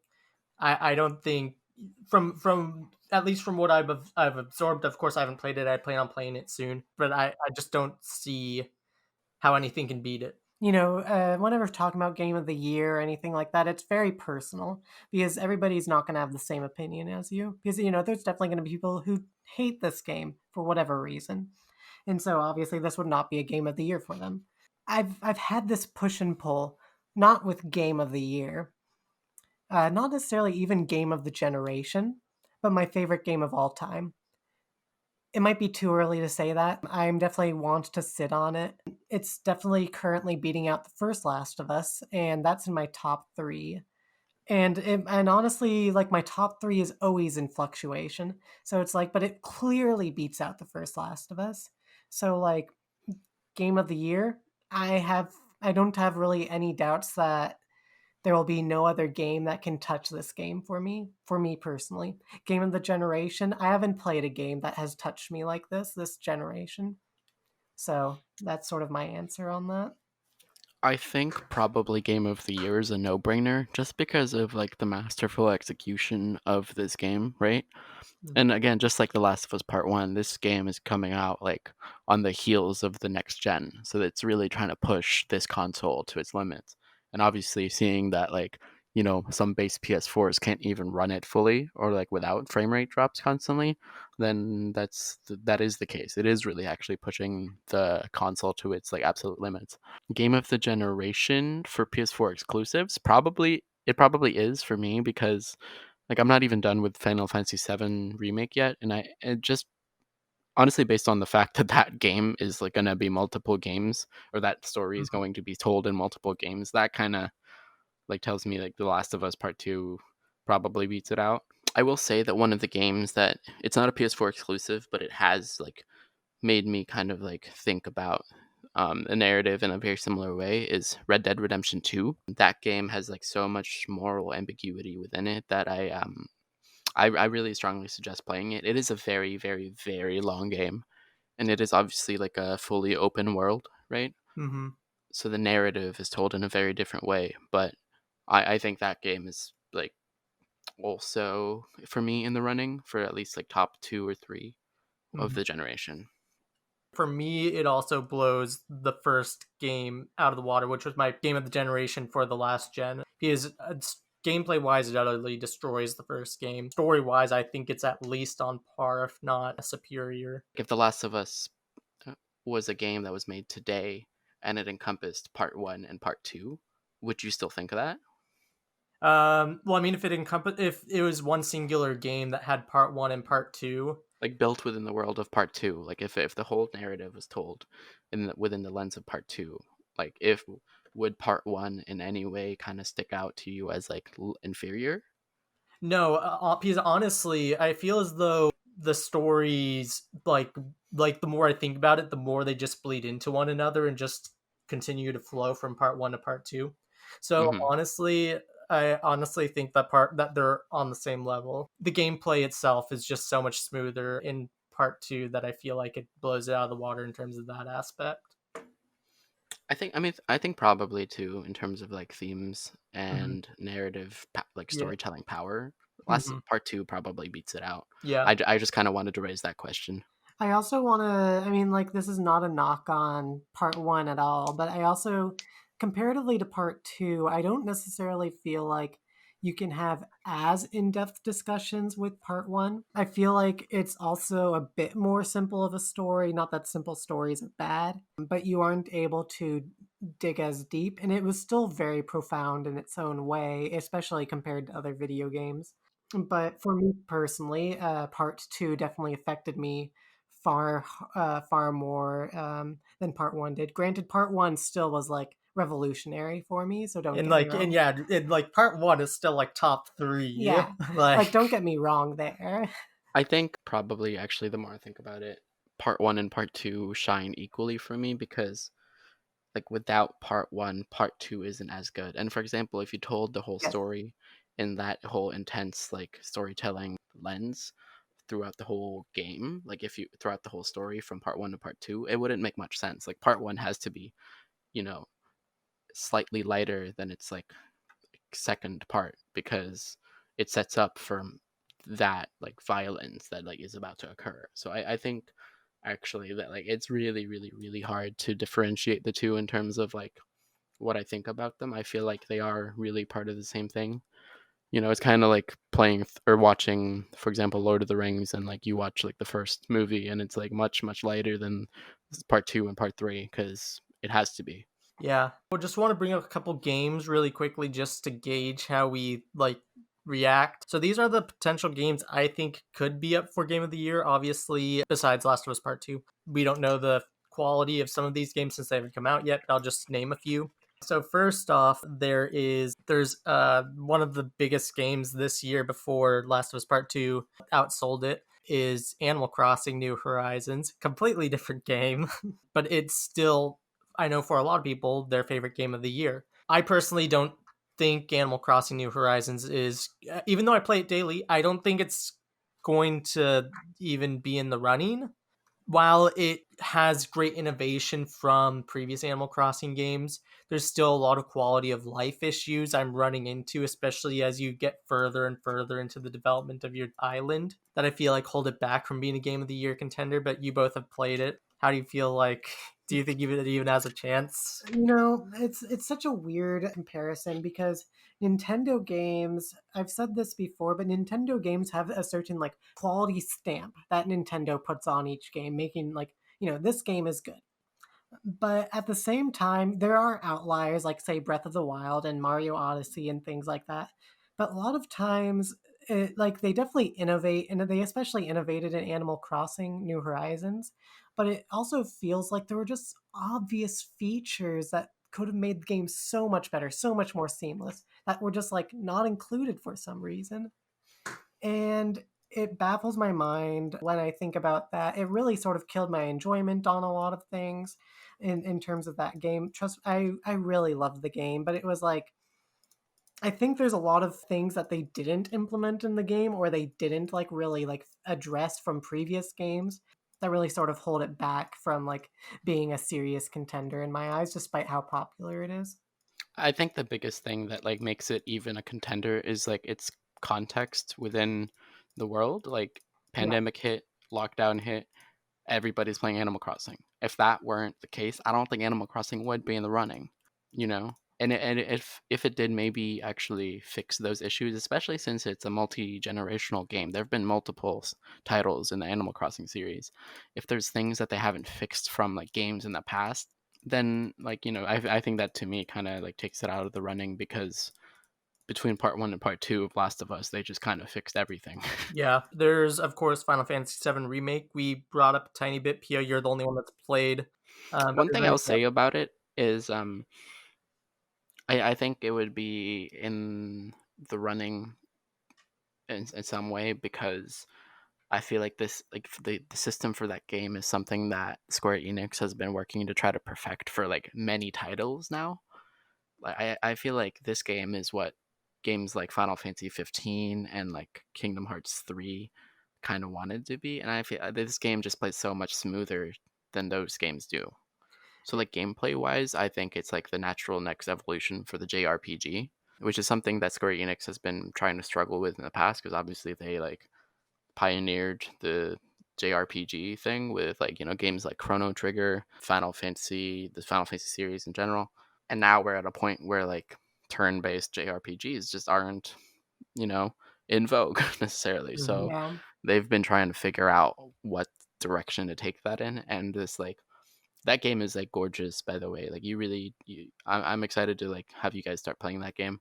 It's almost like as big a blockbuster to me as like Avengers Endgame would be because it's Final Fantasy VII. It's this giant cult classic, and they like remade it, and I think they did really well. So yeah, I'm excited just in general for what Square Enix is going to put out in the future, and especially the continuation of that game. I haven't played it yet, but I did play the demo, which I definitely don't think is reflective of the final game. But from my few thoughts that I got from the demo, I actually wasn't able to finish the demo.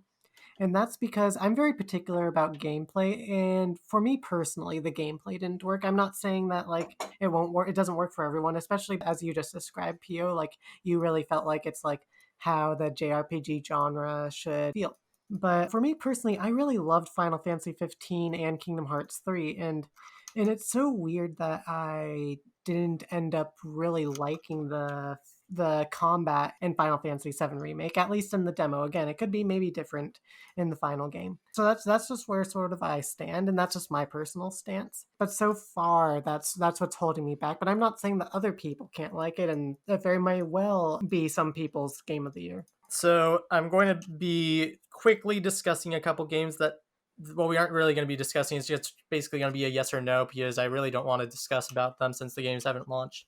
First game that hasn't launched, Ghost of Tsushima. Do any of you think that it could beat Last of Us Part 2? Just from what we've seen, I say no. I say no because Last of Us has the advantage of having part 1 under its belt. So it's harder for like, a larger group of people to like love Ghost of Tsushima in the same way that we appreciate and like love Last of Us. Though I am very excited for that game nonetheless. Yeah. No, I mean, I am too. Yeah. I completely agree with those sentiments. I think they're definitely taking a step to make the world more immersive, which is super cool. But we have seen a lot of open world games recently, and I'm not 100% convinced that it's going to do enough new and enough extremely well that'll be as beloved as a Last of Us Part. Well, I guess Last of Us Part 2 is a little bit controversial, but I don't know if it's going to necessarily get the same overall praise, is what I guess what I'm trying to say. I mean, we'll see. We'll see when it releases next month. But Yeah, I think it's gonna be hard to like try to hit that when you're open world because there's just been so many open world games that are delivered so well, you know. Mhm. I also do want to clarify that I think it's fair to leave any next gen titles out of this conversation because we don't Yeah, even know when the probably. consoles are Yeah. releasing. Second last game, this is sort of a meme one, which I wish could be in the running, but I don't think it's going to be Avengers. I really don't think it's gonna. It could surprise, but like after the war room on Wednesday, I'm just like, nah, I don't think it even has a chance. this is a game that I so desperately wanted to love, especially after playing Spider-Man and loving that game in 2018. You know, having a game where you're playing as like a group of Avengers and like doing the same sort of missions in Spider-Man, but like on a global scale sounds so cool. It sounds so cool. But everything they show kills my hype. It makes me like the game less and less. I feel like they should have had what are they called? Insomniac games do that.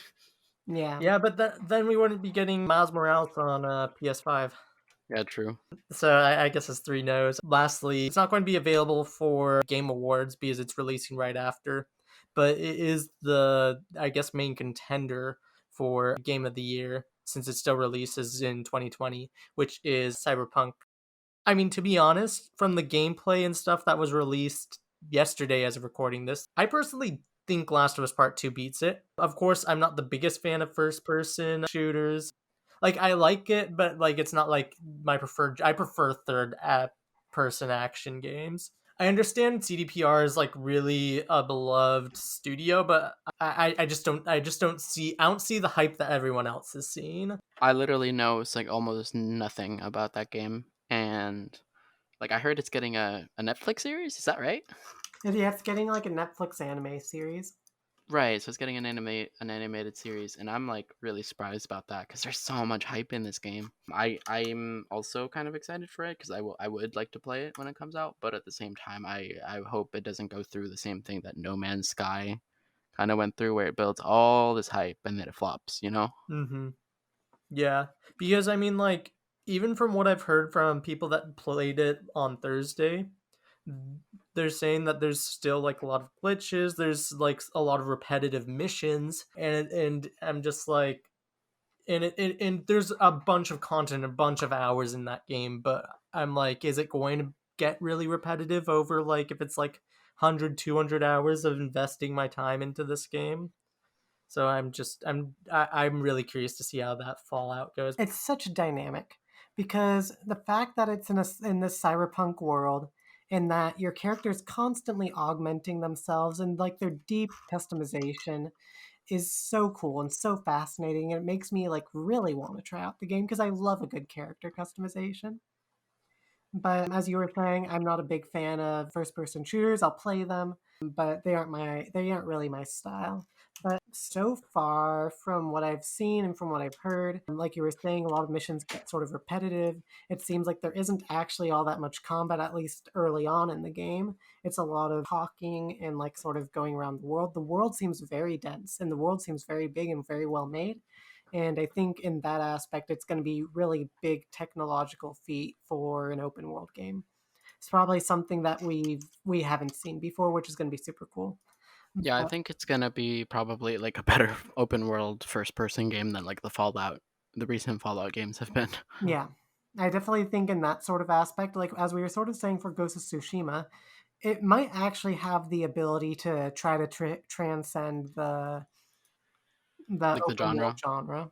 But I feel as though Cyberpunk has a better chance of doing that than Ghost of Tsushima, just from what we've seen so Yeah. far. No, Yeah, I agree with that, even though I'm personally more excited about Ghost of No, Tsushima. I agree with that.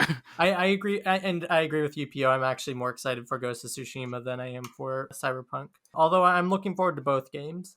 But yeah, I think ultimately, I think we're all in agreement right now that it looks like Last of Us Part 2 is probably going to be at least our game of the year. We'll see how it goes in terms of awards and websites and such, since this is it's critical success. So we at least have that.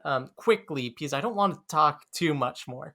But part three ideas. Do we think there's going to be a part three? Any future games? Maybe not a part three, but maybe like separate game altogether. in the Last of Us universe. Obviously, there's probably going to be the Last of Us factions. We don't need to talk about that since that's been heavily rumored and stuff. I know that Dr. Uckman himself has said that if he if he's gonna make a part 3 or a third game in the series, then he wants it to be as impactful as this narrative has been. And he said that he doesn't know what that is yet. So what that kind of tells me is hopefully if there is a third game in the series, it takes it in a different direction. Because maybe like the one thing I would say about part 2 is that I don't think it's like necessarily innovative. Weirdly enough, like as gameplay wise, I don't think it like created something that was like brand new and nothing I could have thought of type thing, Yeah. But at the same time, it was just so masterfully crafted that I didn't care. So if they do make a part 3, I'm hoping it's like a really innovative title without losing some of like the story shine that The Last of Us creates. It's interesting that you say that because at least in my head, what I would really love to see from a part 3 is because part 1 is all about how far would you go for someone you love, and part 2 sort of flips that, and it's like how far down is your obsession with either love or hate going to drag you down And drag you away from and the ones you yeah, love. and drag you away from the ones you love. So I think the next logical conclusion, especially where we leave Ellie's arc at the end of the game, is what do you have to do to repent for the sins of your past, and how do you get forgiveness? So I think in that like sense, probably the most logical step they would take is like some sort of global redemption for Abby and the Fireflies, Mm-hmm. right? Like wherein like not just individual people are regaining their humanity, but like maybe civilization as a whole is somewhat regaining its humanity. I don't know. Yeah. I What would about be really curious because I definitely think there has to, like, we're now on the path for a redemption arc for Ellie if we get a part 3. And it's interesting that you said you really hope there's a way to innovate the mechanics and make something really that stands out as something new, because like this game really just refined what was really good about, or what was good about the last game, and made it like so amazing.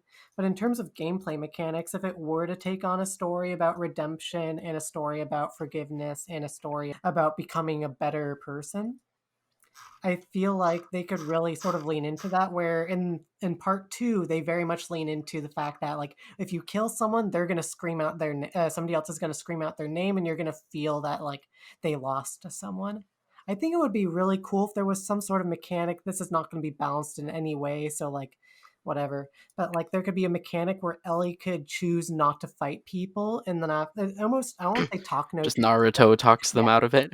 yeah, like something like that. Like not obviously to that extent, like it would have to actually work well, but like in a way where she doesn't have to fight her enemies without just sneaking past them, and like I think it'd be cool if they found a way to make something like that work. I would also be really curious. I just thought of this to see some sort of mechanic. If it's a redemption of her character, a way to work in, like, let's say, saving an innocent person. You're forced to go out of your way, put yourself in danger to help other, like, strangers that you don't even know, to help save them, whether they join you or they go on their merry way. I would be really curious to see, like, there's still good in this world, to see that Ellie's willing to do whatever it takes to make this world a better place. Yeah, I don't know, that's just some thoughts. What about some like DLC type stuff? So actually, one thing you mentioned as a possible DLC you'd like to see was like a Tommy 3-day Yeah. DLC. I actually hadn't even thought of that before, and that actually it would make a lot of sense to see that. Mhm. Do you think they would do that? I would really like it. They've said that they have no plans for DLC right now. But I mean, considering how well this game is sold, I'm sure that either they'll do a DLC or or like a Lost Legacy type of game where it's like on PS5. Or they just attach a small story thing to the multiplayer game that they release. Yeah. Because I could see them doing a Tommy 3-day. I think it'd be interesting if they were to do some sort of story focusing on Lev as the main character. Obviously, it wouldn't be like the part 3 main game story, but I feel like it'd be cool to see maybe a side story featuring him. Like a Left Behind type thing? Yeah, but I was currently thinking in like present day, so maybe like when he and Mm. Abby get to Catalina Island. I would also like to see that. Although I will say, it kind of seems very unlikely we'll see any sort of DLC in the PS4's lifetime. I feel like it's more likely we'll see something attached to the multiplayer game or whatever they release. which I'm sure will be on PS5. Yeah. That would make sense, anyways. We are finally wrapping up. We still probably have more things we could have discussed. We're going to leave those aside, at least for now. If I go back through and I'm like, oh, I wish we could have discussed this, then maybe we'll do like an addendum video or something at some point. Make sure to leave your thoughts in the comment section down below, because I'd love to hear what you all have to say about what we all discussed. There was a lot to discuss and a lot of points. And I mean, we came at it generally from the same perspective, so it would be nice to have a civil discussion from different perspectives, whether you liked the game, loved the game, didn't like the game, hated the game. As long as you're civil and respect each other's opinions, that would be great. With that said, thank you all so much for watching, and I'll catch you all later. Bye.